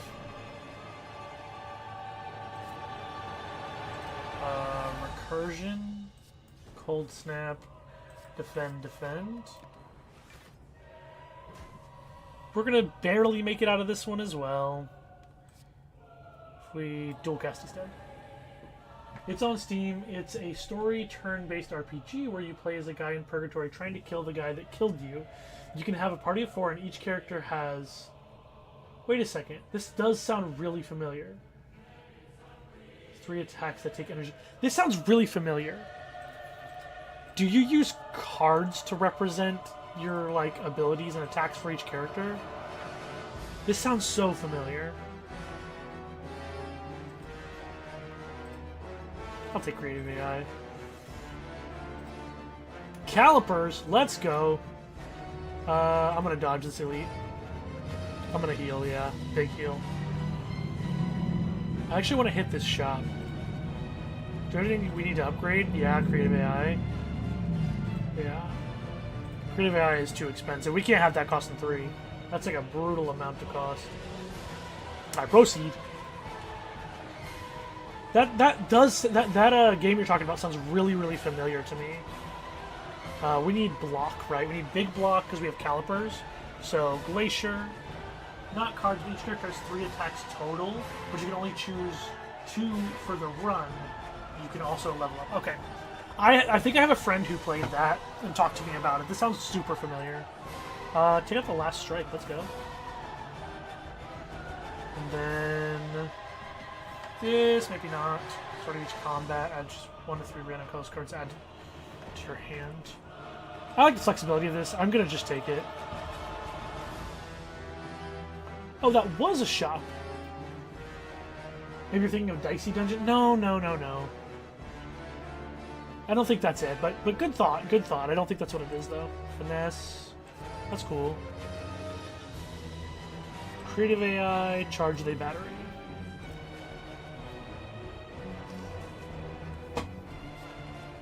It might be the game you're talking about. Hold on, actually, one sec. Let me look it up. Brutal. Brutal Orchestra. No, this is not the game I was thinking of. I don't think. Looks cool. Wait a second. This looks like the same art as the person who did. Wait a second. Is this made by the person who made Binding of Isaac? Is that the same creator? We want Glacier, Defragment. So that'll be good enough. We can Ball Lightning. That's what it looks like. Cold Snap.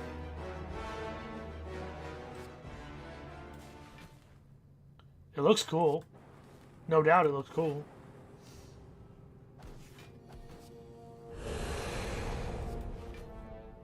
Ooh, self-repair. Good timing. End turn. Hell yeah. Electrodynamics, gimme. Put a card from your hand at the bottom of your draw pile, cost 0 until played. Or Madness. Put a skill? Any skills in here I want? We got Madness. Ball Lightning it is. Zap. Defend. End my turn. No, it looks cool. I actually think I've heard of this game and I do want to play it at some point. No! I did the math wrong. He had 2 left. Ah, well.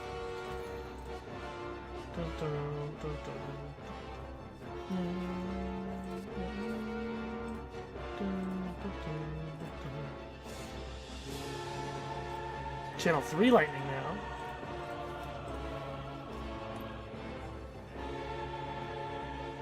What attack would I want from my drop out? None of them?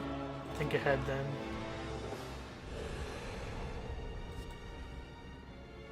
What should I put back on top? Ball lightning, maybe? Glacier.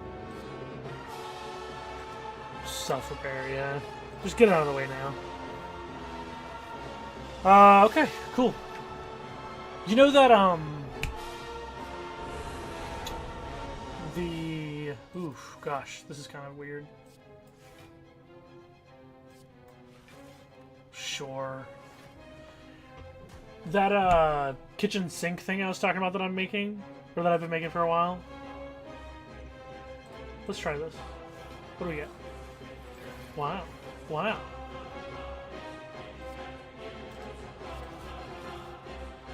Should have done that. Should have done charge battery.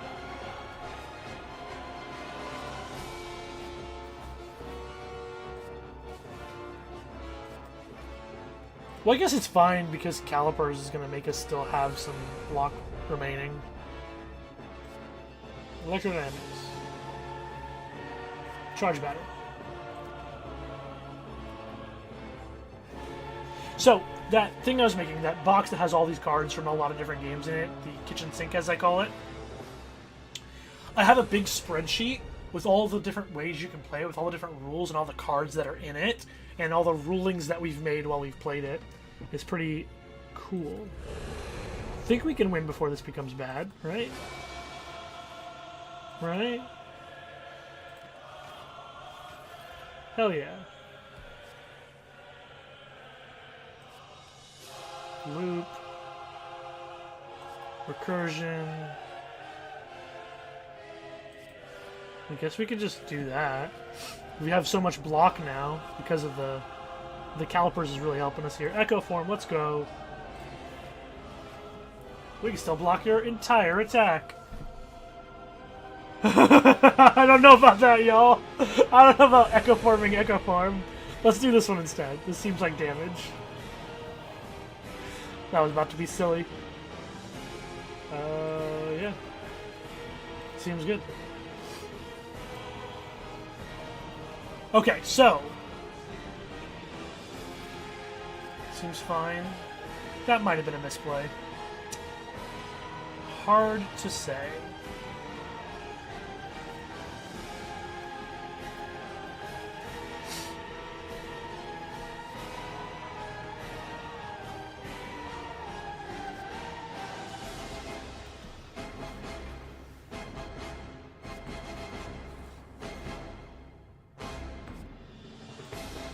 Cool. Yeah, Brutal Orchestra is cool. The way you get the right colors of energy for attacks is pretty interesting. How does it work? Tell me about this beautiful game that you're speaking of. I would like to learn more. Start with a plasma. I'm down. I'm down to start with a plasma. I think that's pretty good.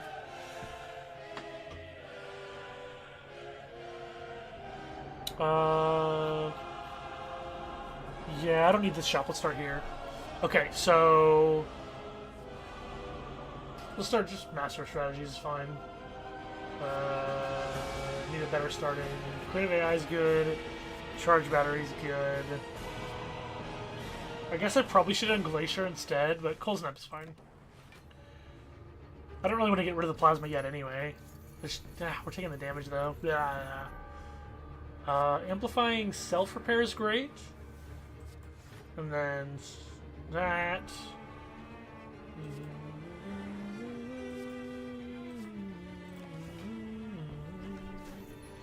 Your own health bar is usually red and the enemy is usually yellow, and you get energy whenever something is attacked. What a feeling. Yeah, alright. So something red attacks. Sometimes red attacks are pretty strong, but sometimes you have to get hit to use it. Fascinating.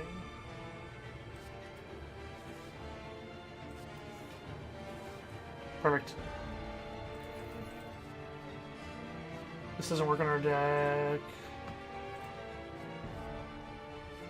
Go ahead, it's probably fine.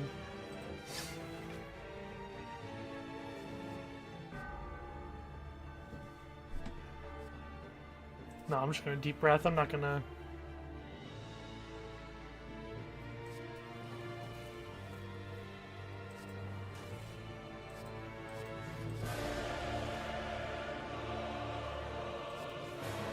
I don't need the deep breath.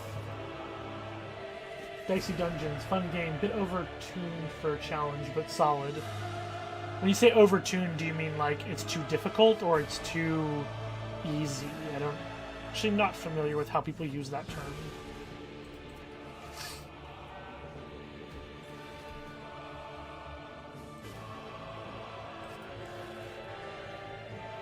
There are 4 colors total, and it can get pretty elaborate with different abilities, items, and health bars of party members and enemies.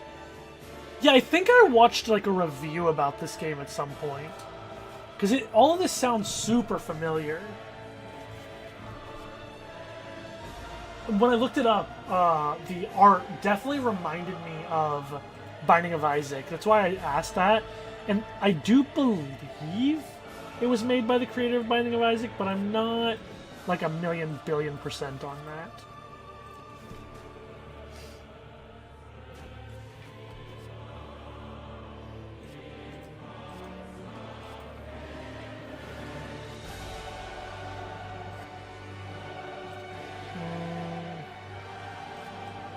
Let's see. Just defend. Let's see, is there any 0 cost? Okay, we're good.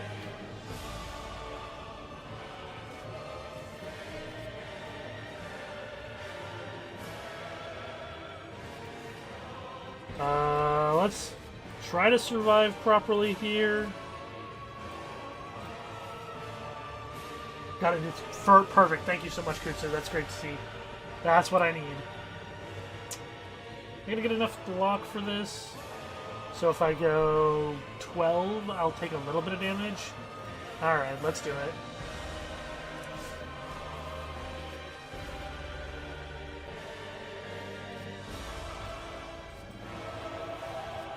Buffer. Oh, wait, I messed that up. The Amplify doesn't. Whatever. I just wasted the I just shouldn't have played the Amplify. That was silly of me.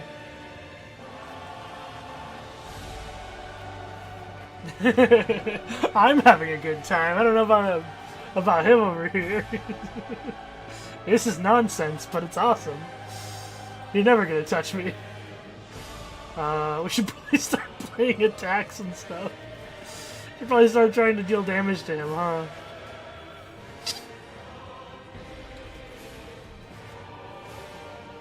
Alright, Storm is how we're gonna end this one.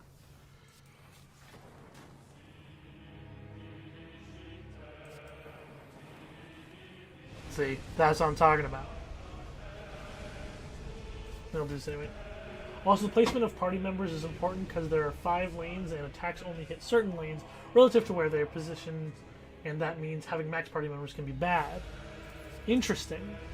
And it's too late for genetic algorithm. We're way past that. A leap is great though, because calipers, woo! We're cooking with that one. Apotheosis, say less! Say as little as possible!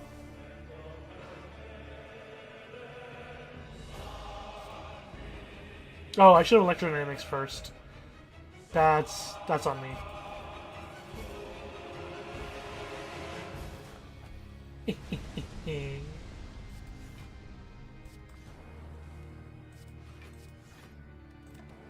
Perfect, perfect. Look at all this block. Look at all this block. Self-repair is great here. And we can just Glacier. Keep defensive. If you had Echo Form, genetic algorithm was taken.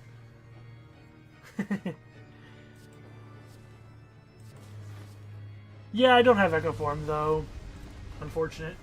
Yeah, algorithm with Echo Form, if you had the patience, you could go to 50 in 1 act. Kind of sucks to do though. Yeah, it's just you have to grind a little bit. Like wait, you just have to play slowly against an opponent and just kind of let them slowly whittle themselves down. Double my energy. Say less, please. Yeah, alright. What do we get? Awesome. That's exactly what I want to see. I guess we'll spin your freaking wheel. Ooh, never mind. Love this wheel. Wheel's great. No, Recycle's good. No, I'm not a hater of Recycle.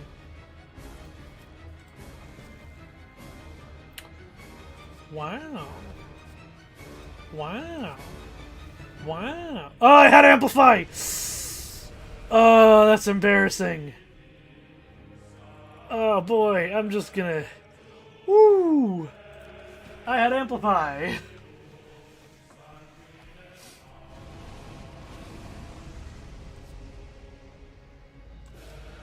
Yeah, that's fine.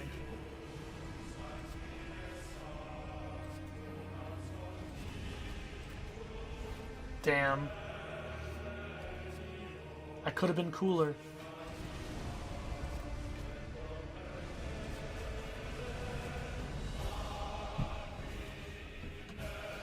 I think this is fine. Calipers is really helping a lot in a lot of situations. I'm gonna just Glacier Buffer.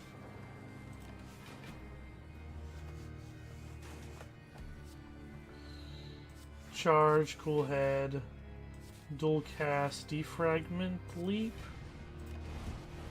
There we go. I still want the self-repair. Self-repair is great. Mind Blast is fine.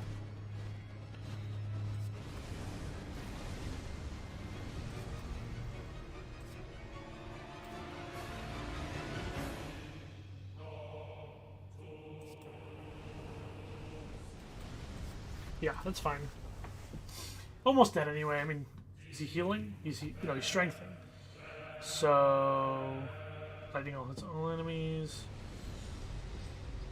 Don't really want to do that. Self-repair is good. Rather kill this guy. There we go. That was my goal. Okay. Well, no draw, just recursion.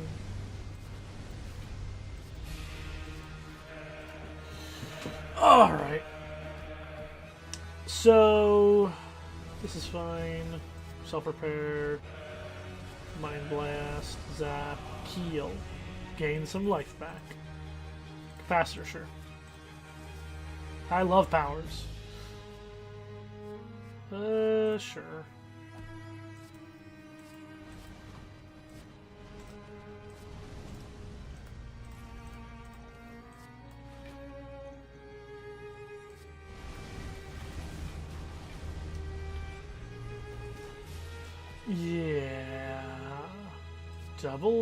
Yeah. Double energy. Heat sinks. Amplify. Capacitor. Cool heads. Steam, charge, defend, zap. Okay, now we're actually starting to build up this block a little bit. It's looking cool. We can set up with these cards.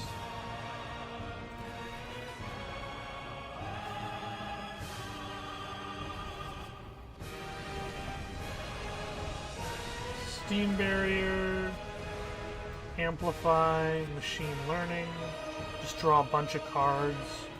Hello world, charge me battery. Ooh, we're still gonna take some decent damage here, but I like where we're at. We got a system that kind of works. Okay, so he's dead.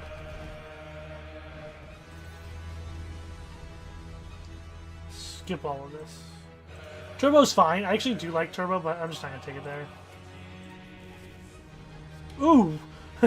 Wow! There it is! What do you know?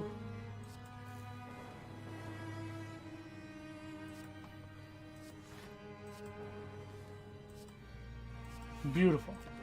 Beautiful. Beautiful. Wow! God, electrodynamics is so much fun. We really, truly did it. Another electrodynamics. Oh, say less. Let's go towards this. I think we can go this way. Plain elite. Seems good.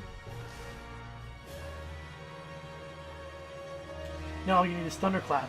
So true. Let's just master strategy here. Amplify. Just in case. Capacitor. Ball lightning, capacitor. Want to keep that plasma as long as possible as well here. We need the stuff. I thought Entropic Brew was the one that played 3 cards. Oh, what a waste. That's on me. Cool Head. No, what are we doing here? This? I think that seems fine. Not a big block, but it's some. Okay, so double this energy. Play Electrodynamics. Play Electrodynamics. Recursion. Defend. So a little bit of something here kind of mixed in. But yeah, that game you're talking about, Tortilla, I might play that later. That sounds pretty cool. Maybe not today, but I'll check it out, give it a shot. I've got a couple of games that are like this that I'm interested in playing. I'm interested in a couple of different sort of roguelikes or things along that line. I love roguelikes. I love card games like this, so I definitely want to play more of them. And I kind of trying to look around for different types that exist. Sure.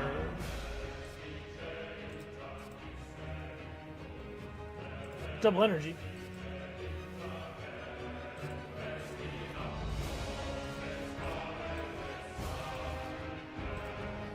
Nice.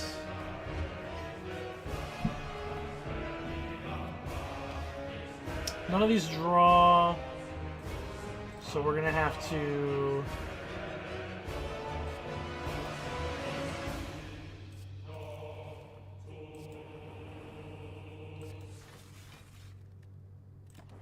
I missed. Perfect. We did it. We found the card we needed. Beautiful. Hold on. Yeah. Nice. Wait, why is he attacking me? What's going on here? He's not supposed to do that. Charge battery, self-repair, defend. That's fucked up. He's not supposed to do that. That hurt a lot. Double my energy. Another electrodynamics, creative AI, dual cast. Hit a defend, although not enough defend to matter.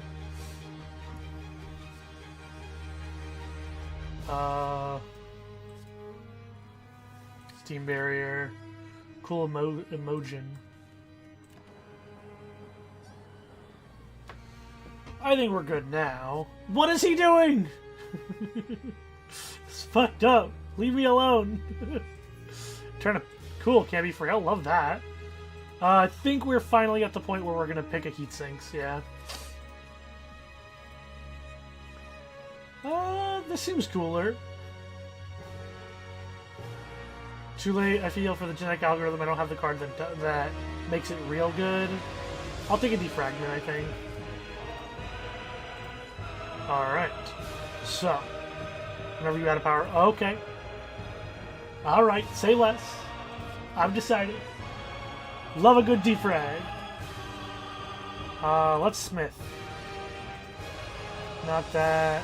That's pretty good, but maybe not that. Defrag's pretty good. Heat sinks is crazy. I know, I want the prismatic shard. That's what I need in my life.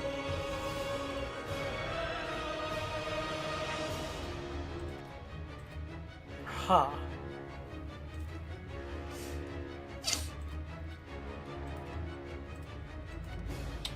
This is a hard one, actually.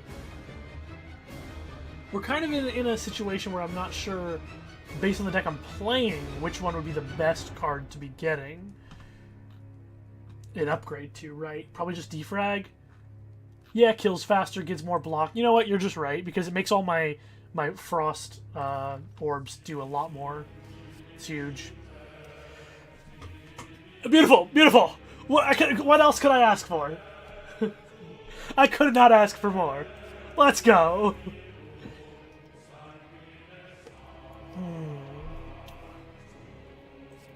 Sure. Self-repair doesn't really matter here, but get it out of my deck, I guess.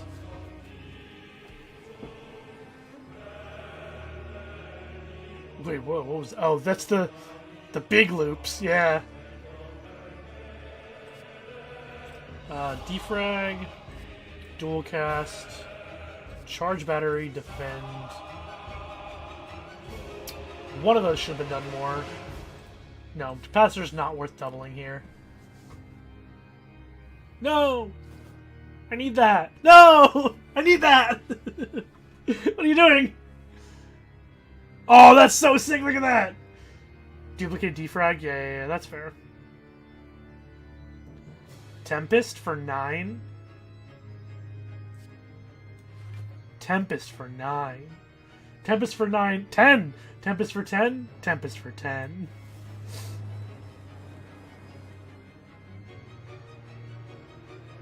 Wait. It stopped. Oh, right. No, it stopped because I gained the energy from the other thing. Okay, that makes sense.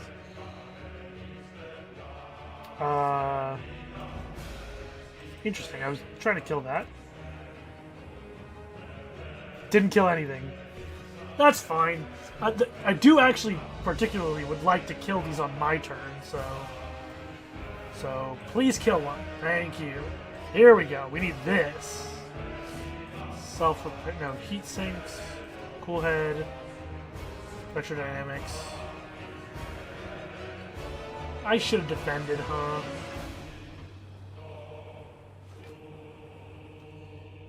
Yeah, the duplication potion I should have used there earlier on, but it's okay.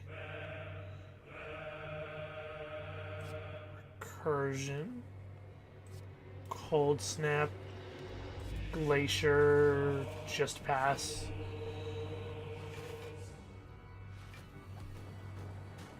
You are so right about that.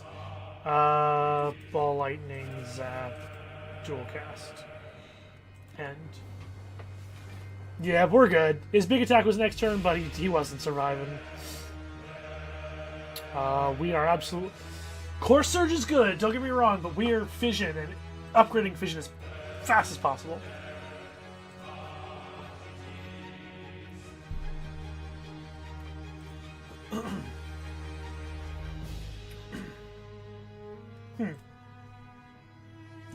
Yeah, I can empty cage here. We actually have some good other block cards. So I would like to take out Zap, I think. We just don't need Zap. It's like worse. Like if we upgraded Zap, then it wouldn't be bad. Like it'd be a fine card, but we've got enough other stuff making all these things. I think Zap has become the worst card in our deck. So we're definitely getting that out of here. I think we're gonna win this one for sure. Do we want to fight the heart, though? Give it a shot.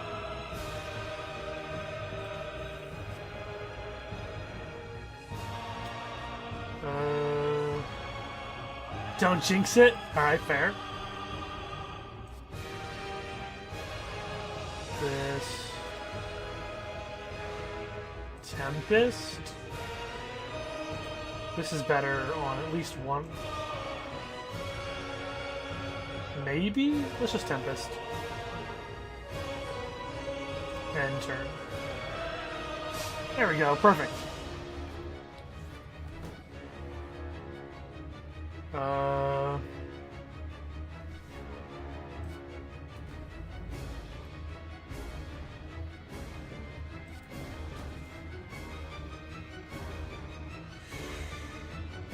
I didn't... Oh, yeah, they're dead. Okay, cool. I was worried for a second that I didn't get there, but I did. We're good. Everything's fine. We're safe. Too late. Turbo's probably good at this point. No, we don't have much draw card. Like, we got Cool-Headed, one Cool-Headed, and one Heat Sinks. Is that enough draw card to make Turbo worth it? Yeah, I think it is. I just need to go get more card draw, really. Another spin the wheel. Alright, brother, let's go.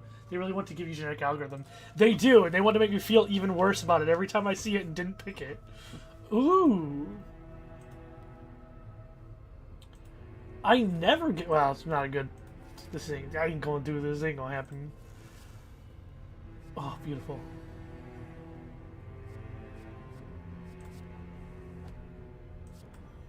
Beautiful. What a good card to get. Heat sinks. I'm gonna capacitor here. Electrodynamics. We want leap and capacitor. Steam barrier, sure. You can find spin the wheel in all 3 acts, only event like that. That's cool. That's actually really cool. I didn't know that. We want defend, recursion, tempest.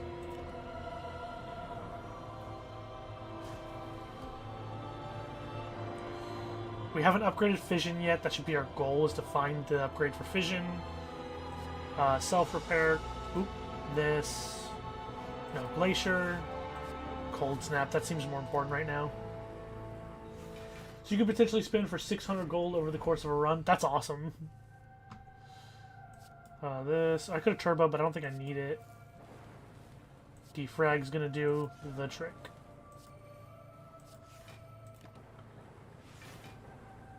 Very good. I don't like auto shields. Calipers is going to make auto shields just not work. I'm skipping this. I will get rid of the vulnerable potion and take the fire potion instead, since most of my damage is coming from lightning. So, let's do this. This is fine. It's free. What order am I doing this in? Is that even good here? Let's see. Chromatic entrance, echo form, defragment, defend. Yeah, we're gonna fission here. Capacitor, self-repair. I guess we'll just take the big hit. It is what it is here. It's not too bad. I'm gonna do this. Double Glacier. So we get a lot of block here to help us out. There we go. Tons of block. That's gonna be what we need.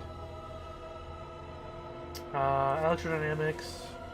Plays it twice. Capacitors. I'm gonna do this and do double block so that I have just a ton of block, because his attack is changing every time, right? So we don't know what it's gonna be. Cool head. Amplify the heat sinks. And then just do this is fine. So he still hits for the 24, though. The lightning doesn't change his attack. That's interesting. This.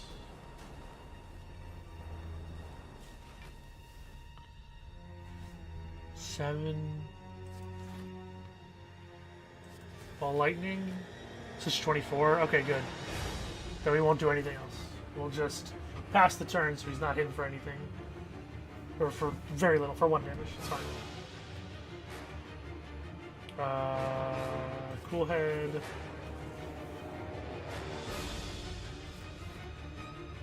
I'm gonna pass. There. Oh yeah, he dies. Man, I gotta pay attention more. Do some math for once, Johnny. I'll like a upgraded Tempest. That sounds good. I'm going this way. I'm gonna hit the Super Elite. I love Apotheosis. Wow. Wow.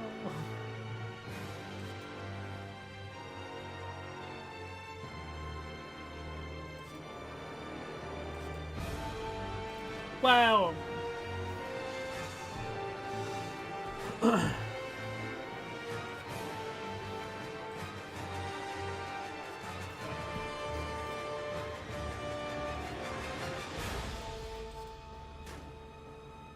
Hell yeah.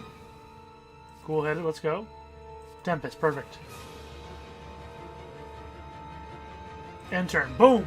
This is an easy matchup whenever you have electrodynamics. I'll skip. Alright, this is the matchup. Let's go. Yeah!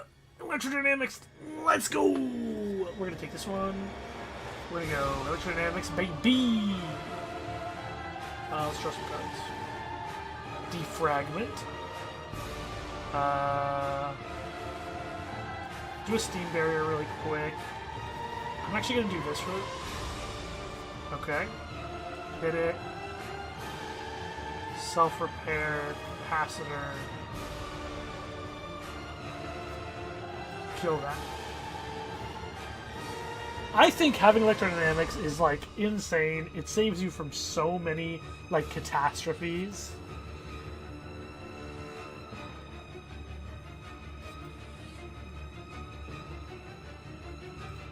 Okay, but this guy's trying to hit me for a lot of damage. I ain't having that.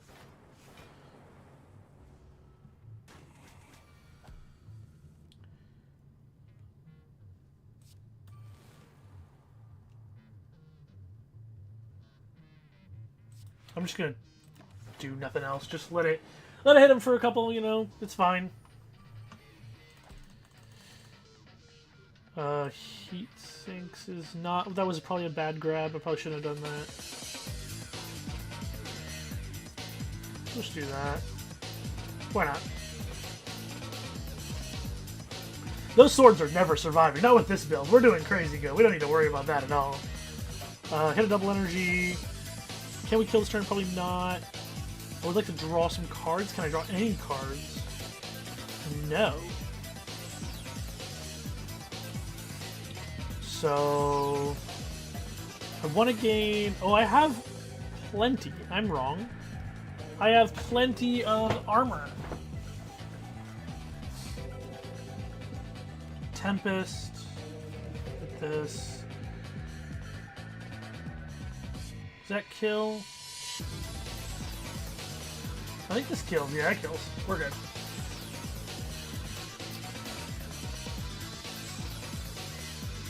I'll take a loop.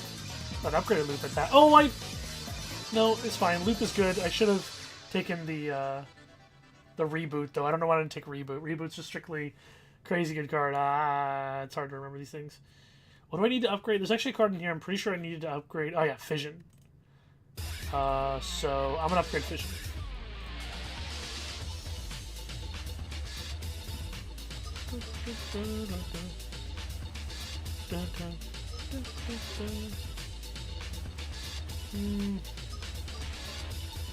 Double energy, then with a buffer, capacitor, creative AI, ball lightning, charge battery, discovery.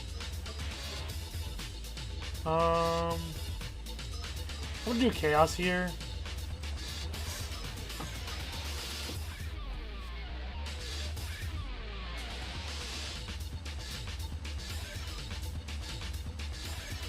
I'm actually going to do this first, because it evokes them all anyway. So we're going to amplify the loop, because it's higher power level, to like just copy a bunch of this stuff. And then 9 Tempest seems pretty good. We're going to 9 Tempest. What boss am I fighting? Let's find out. Time Wizard. I think this deck is fine against Time Wizard. I don't actually remember what he's called. I'll go self-repair. Electrodynamics is fine. It's just like a little bit more damage. Time Eater. Time Eater. That's what it's called. Time Eater. Okay. Capacitor. Capacitor. Let's go turbo here. Yeah, let's do this. Let's see, 1, 2, 3, 4, 5, 6, 7, 8, 9. 9 times 5 is 45. That's not quite enough. We're just gonna let it run. Timmy? I like it. Timmy the Time Eater. This should kill for sure.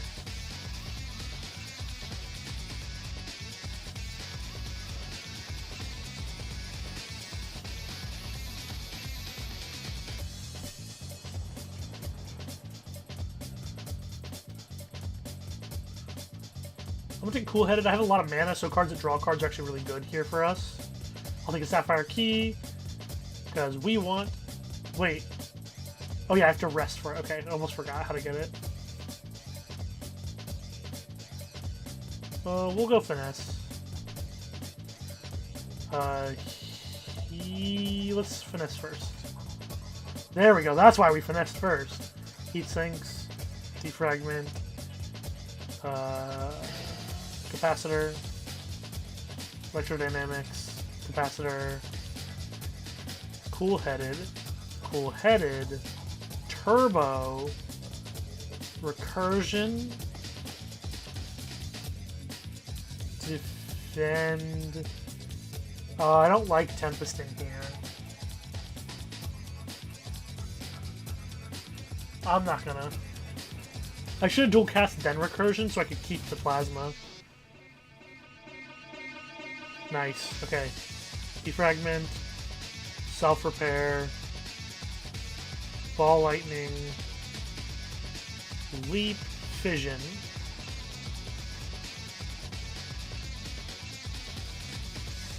Woo! What a hand. We could go Tempest 11. That's cute. Dual cast. Loop. Amplify. Electrodynamics.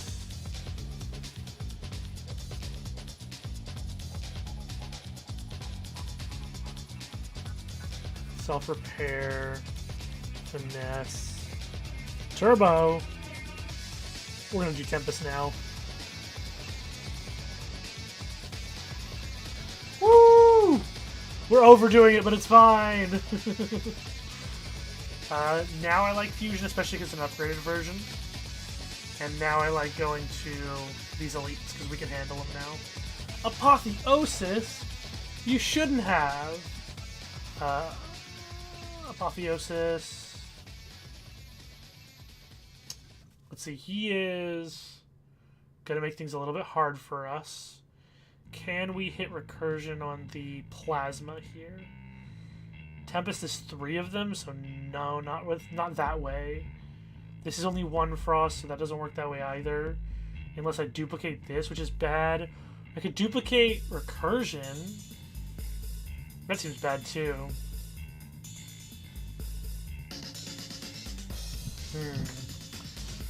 Let's play this. It's gonna take a lot of damage if I do this wrong. You could just gain 20 of it back that way. It seems fine.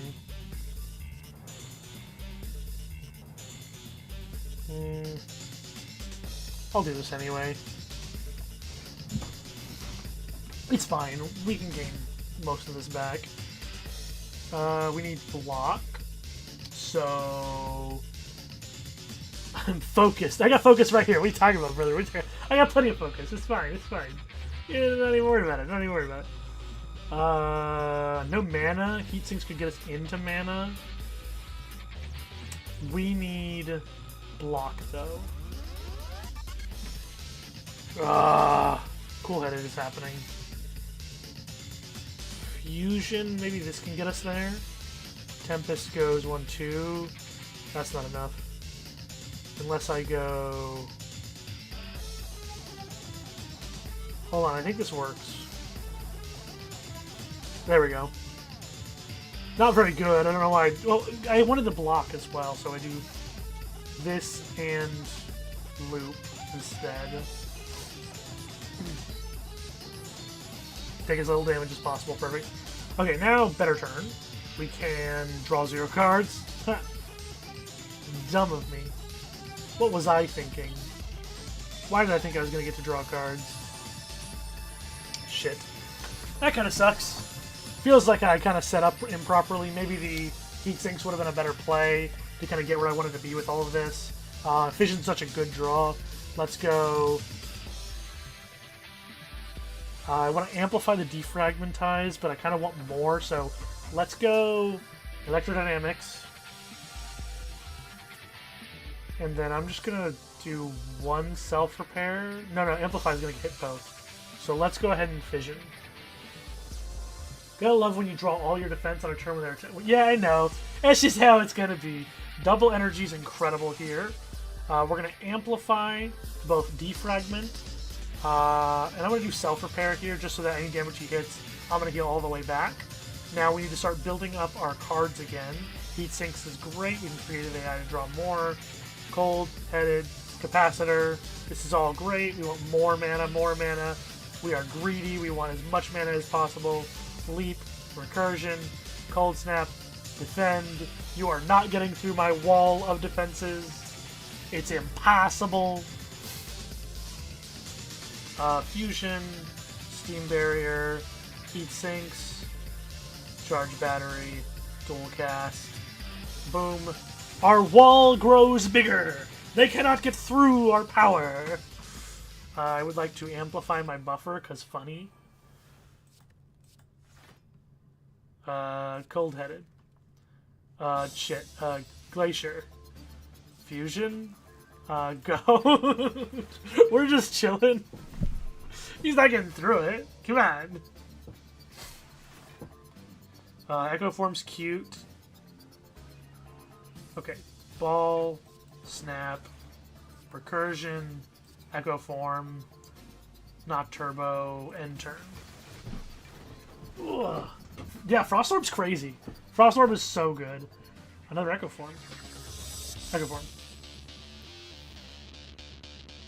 Steam Barrier.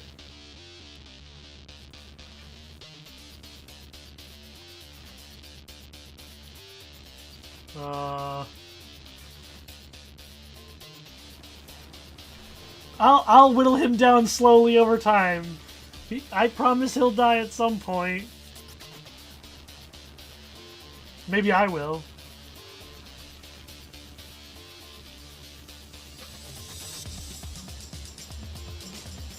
Oh boy. Oh wait, we got this. We got this. He's dead, right?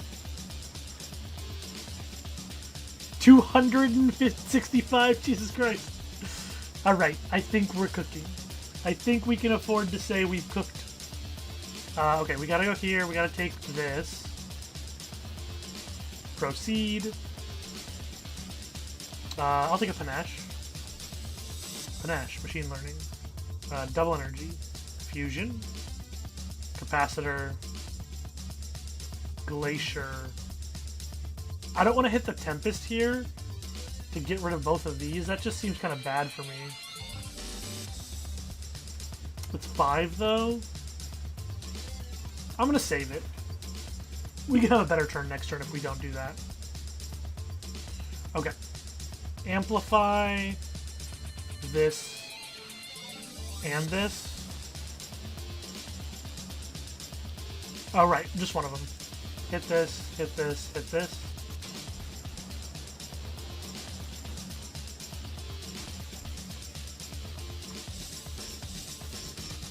This. Heat sinks. We'll hit this up. Okay, we didn't draw anything crazy, so we are going to take big damage here. That's rough, taking the big damage. This should get us closer to killing, right? Unless we die. Is there a way for us to not die here? Defragment's great here. Self-repair is great here. Is at 40, so this is 30, so I can go like this, right? And he dies. Perfect. A rainbow's kind of good. I like starting with Storm. I'll do a Mayhem. Okay, we won. Storm for sure. I'm gonna do this. I'm not taking risks here. I like a 0-cost Echo Form. Looks great. Let's see now. We want to be defensive a little bit. I'm gonna play the Capacitor. Oh, right. It didn't draw me a card. I was thinking it was gonna draw me cards. So I want Glacier and Leap here. Gotta play a little bit more defensively here. They are dealing lots more damage. I can't take a risk. We've got a really good build here. I want to get through it, and I want to kill the heart. So this should help a lot. Let's get some more defenses in. A defragment does help here. Do a cool-headed, see what we draw. Heat sinks is fine. So we're going to take big damage again. I'm going to do this. Steam Barrier, great draw. That helps a lot. Okay. I like this hand. Does this kill? No, it's like 6, like it's 30 damage plus this. That doesn't kill. Let's do this.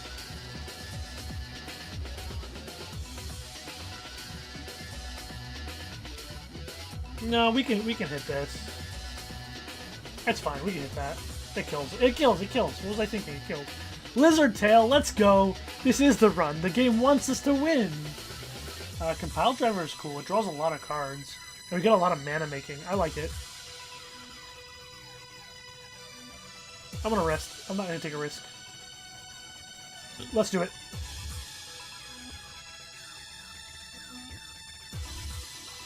Oh, apply to vulnerable. I thought this was the one that was applied to weak. That would have been a lot better for me. Oh well. Okay, amplify. Electrodynamics.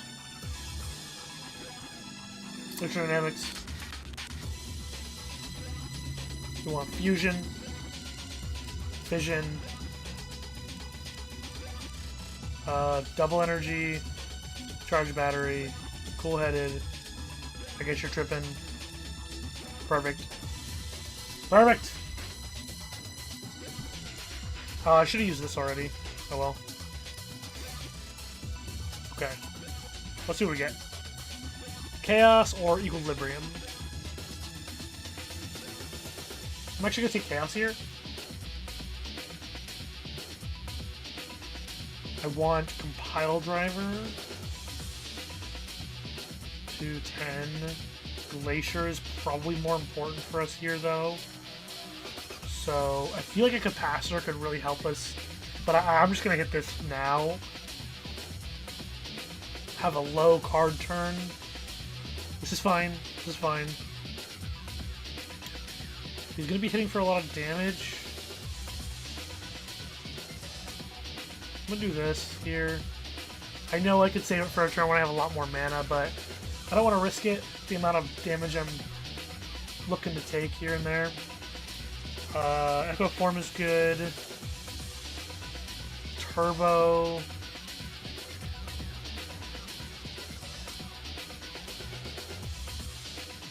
I'll save this. This is actually pretty rough. I'm not feeling crazy hot right now. My defenses are not kicking in. Let's cool-headed. Ah, that was my last card! I had to use my tail there. Oh, that's rough. I was hoping to have that for the heart.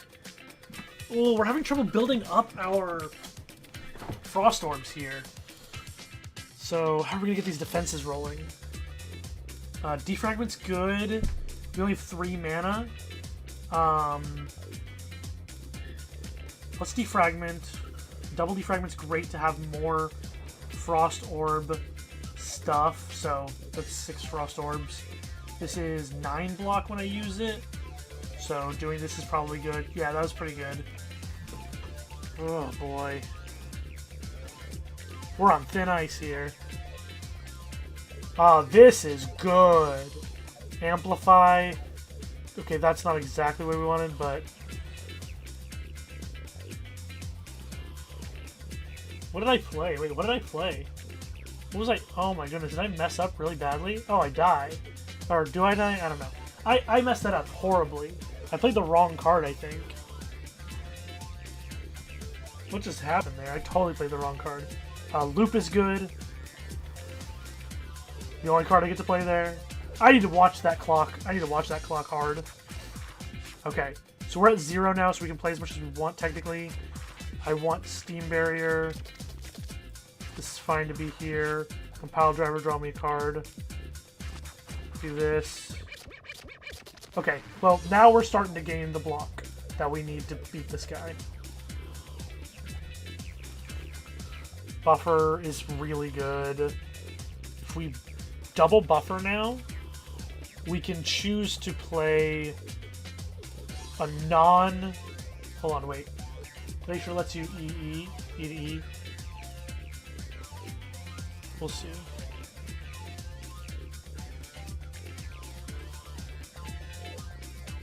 Turbo. 3 cards left. Glacier. 3 cards left. Trip. Fusion. Yeah, I like that. I like the card choices there.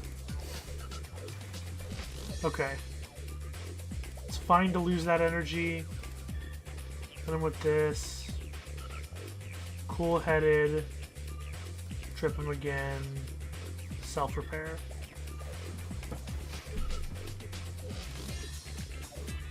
I think we're finally getting that block buildup that we were trying to get before. This is really good. Okay, so we have 7 cards we're allowed to play. Let's go Electrodynamics. I want Loop. I want to play all the cards I'm allowed to play. So I'm going to have to Turbo here. And I get 3 more cards. Self-Repair. Machine Learning. Cold Snap. There we go. Yeah, I think we're way ahead of killing. We got 2 buffers as well. We're definitely not losing here at all. There's no way to lose here. So I guess we'll just start playing cards like this.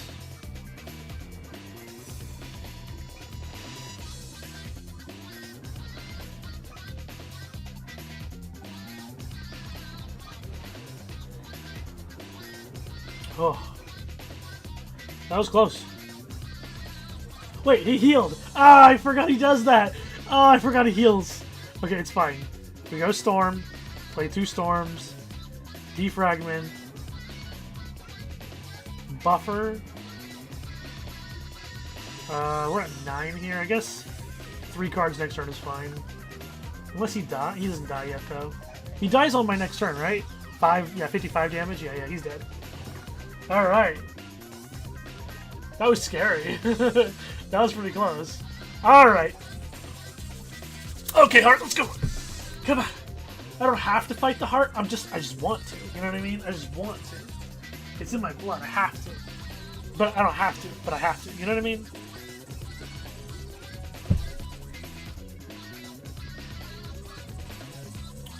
Alright. I definitely would rather upgrade a card than Lift. Nope. Not Self-Repair. Self-Repair is really only good for the little guys. Dynamics is probably pretty good. Rainbow. Let's do Rainbow. I like that it doesn't exhaust, actually. It's nice to have it cycling through. Okay. What do we want? We have the Courier. Storm is great. Let's go Storm. Let's look at these first, though. Heat Sinks. Heat Sinks could have been good. Yeah, having a draw 2 is really good. Yeah, that's true. That's true. If you lost HP during a previous turn, trigger the passive removal of all orbs at the start of your turn. Can't be weakened. Fission. We don't have a chance to upgrade it, though, right? So we don't have a chance to upgrade this Fission, so it's not worth it. I'm gonna take the Storm. Yo, should I take this Emotion Chip?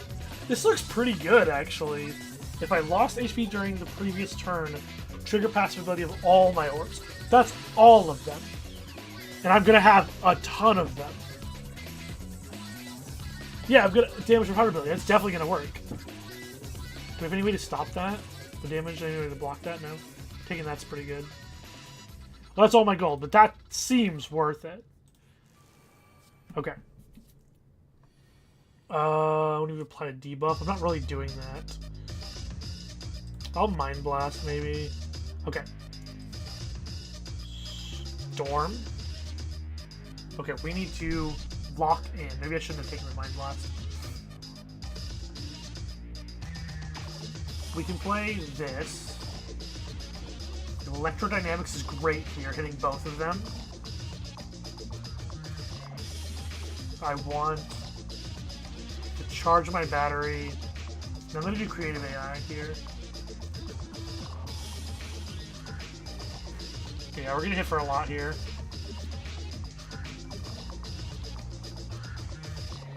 Okay, let's think. 10 times 4 is 40 damage. Glacier is good. I should have played this.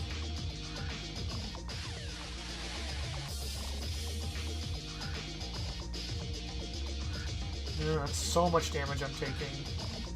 This might be better to gain more block, actually. We're close. This guy's almost dead on this side. We can get there. It's just a little bit hard. Thank you so much, Heart Chip, or Emotion Chip. That's really good. Okay. Okay, this is good. We got a good hand.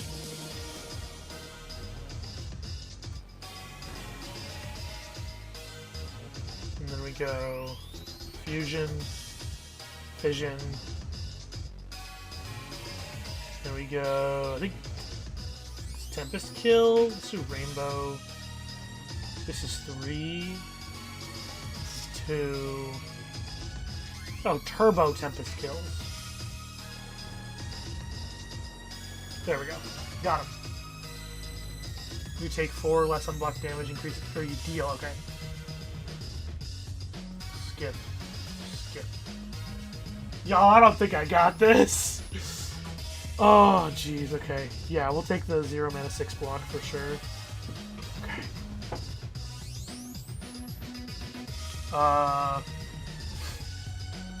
Okay. I'll do this first. Storm.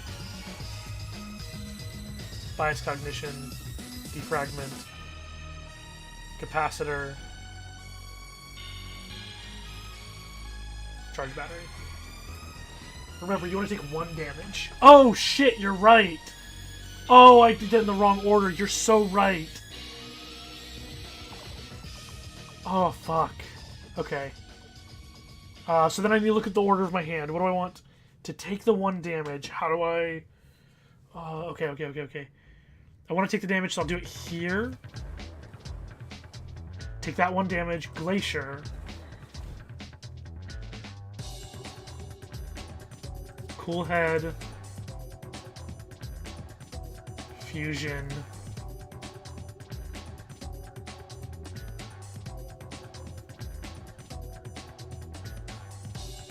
I die. Don't I? Hold on.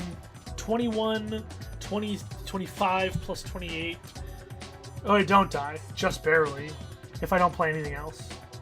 I can play another card, but... Live at 3. I'm ending my turn. Ugh. Hey, where's that buffer when I need it? Fuck. Woo. Okay.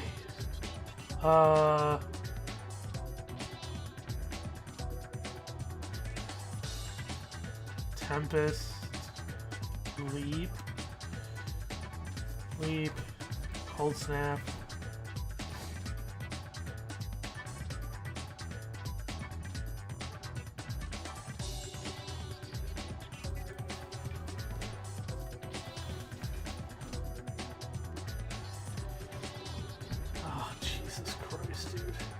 I'm at 1. Cool.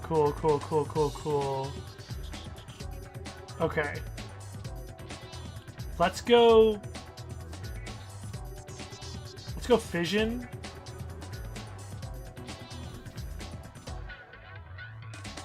Double energy.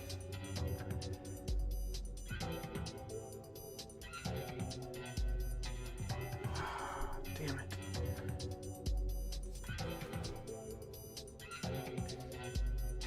$16 Tempest? I don't know if that's enough to do anything.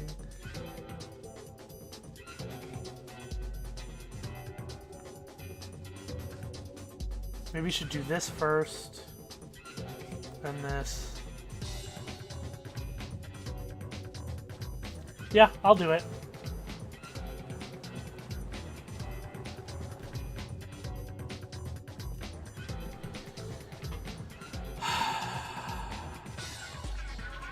Self-repair doesn't really do it. I know. I was just... Well, I guess it doesn't do it. It doesn't do negative nothing. You know what I mean? Like, it's not a bad thing either. Gotta defend.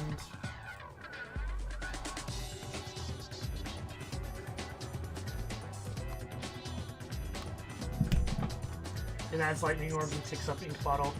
Yeah, it was more like the ink bottle thing, because the mana it cost for that would go into Tempest and create a Lightning Orb anyway. Alright, we die. Ah, that was a good one, though. That was a good run. Couldn't keep up the Frost Orbs. That was the problem. Couldn't keep up the Frost Orbs. But, hell yeah, we get to upgrade our defect number. Let's go! Skipped a couple go for the eyes. Man, you really need more Frost for a good run. Yeah. Crucial card for hard is go for the eyes. That's fair. I just didn't know. I didn't know that that was the thing people said. Since I wasn't really playing a deck that wanted the 0 costs, I was concerned that like it was gonna make me have hands where I didn't have powerful cards. Like I didn't have card draw or powerful cards, and so like I'd have really bad hands. Like imagine you draw the card that gains you energy and no card draw in your hands. Just like you're making that more likely, like bad hands more likely like that. But if it's that good against them, then for sure.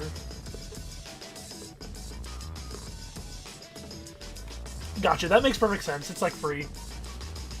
Alright, but that was a win. That was a win. That counts. That counts as a win.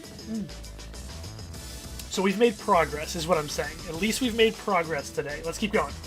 Okay, now we're allowed to choose any of these three, and we're so close to being allowed to play the Silent again, right? We're so close to being allowed to play this class again. Alright, y'all, tell me which one. We're allowed to play any of these three. Ironclad, Defect, or Watcher. Which one? Which one? Let me know which one you think I should play. I love this. Dude, Tekken 3 soundtrack is crazy.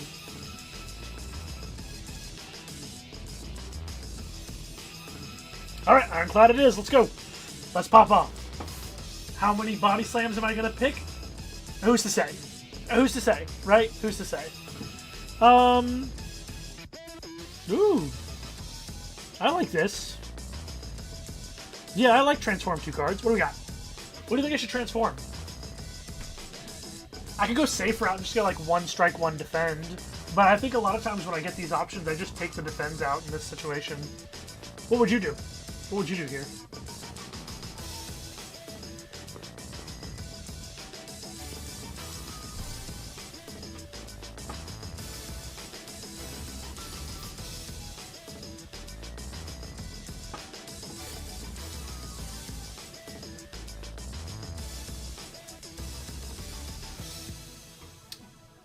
Sounds good. Leaves you pretty open. What do we get? Second wind's great. Clash. Sure, Clash is fine. They go together. I get it. Alright. So,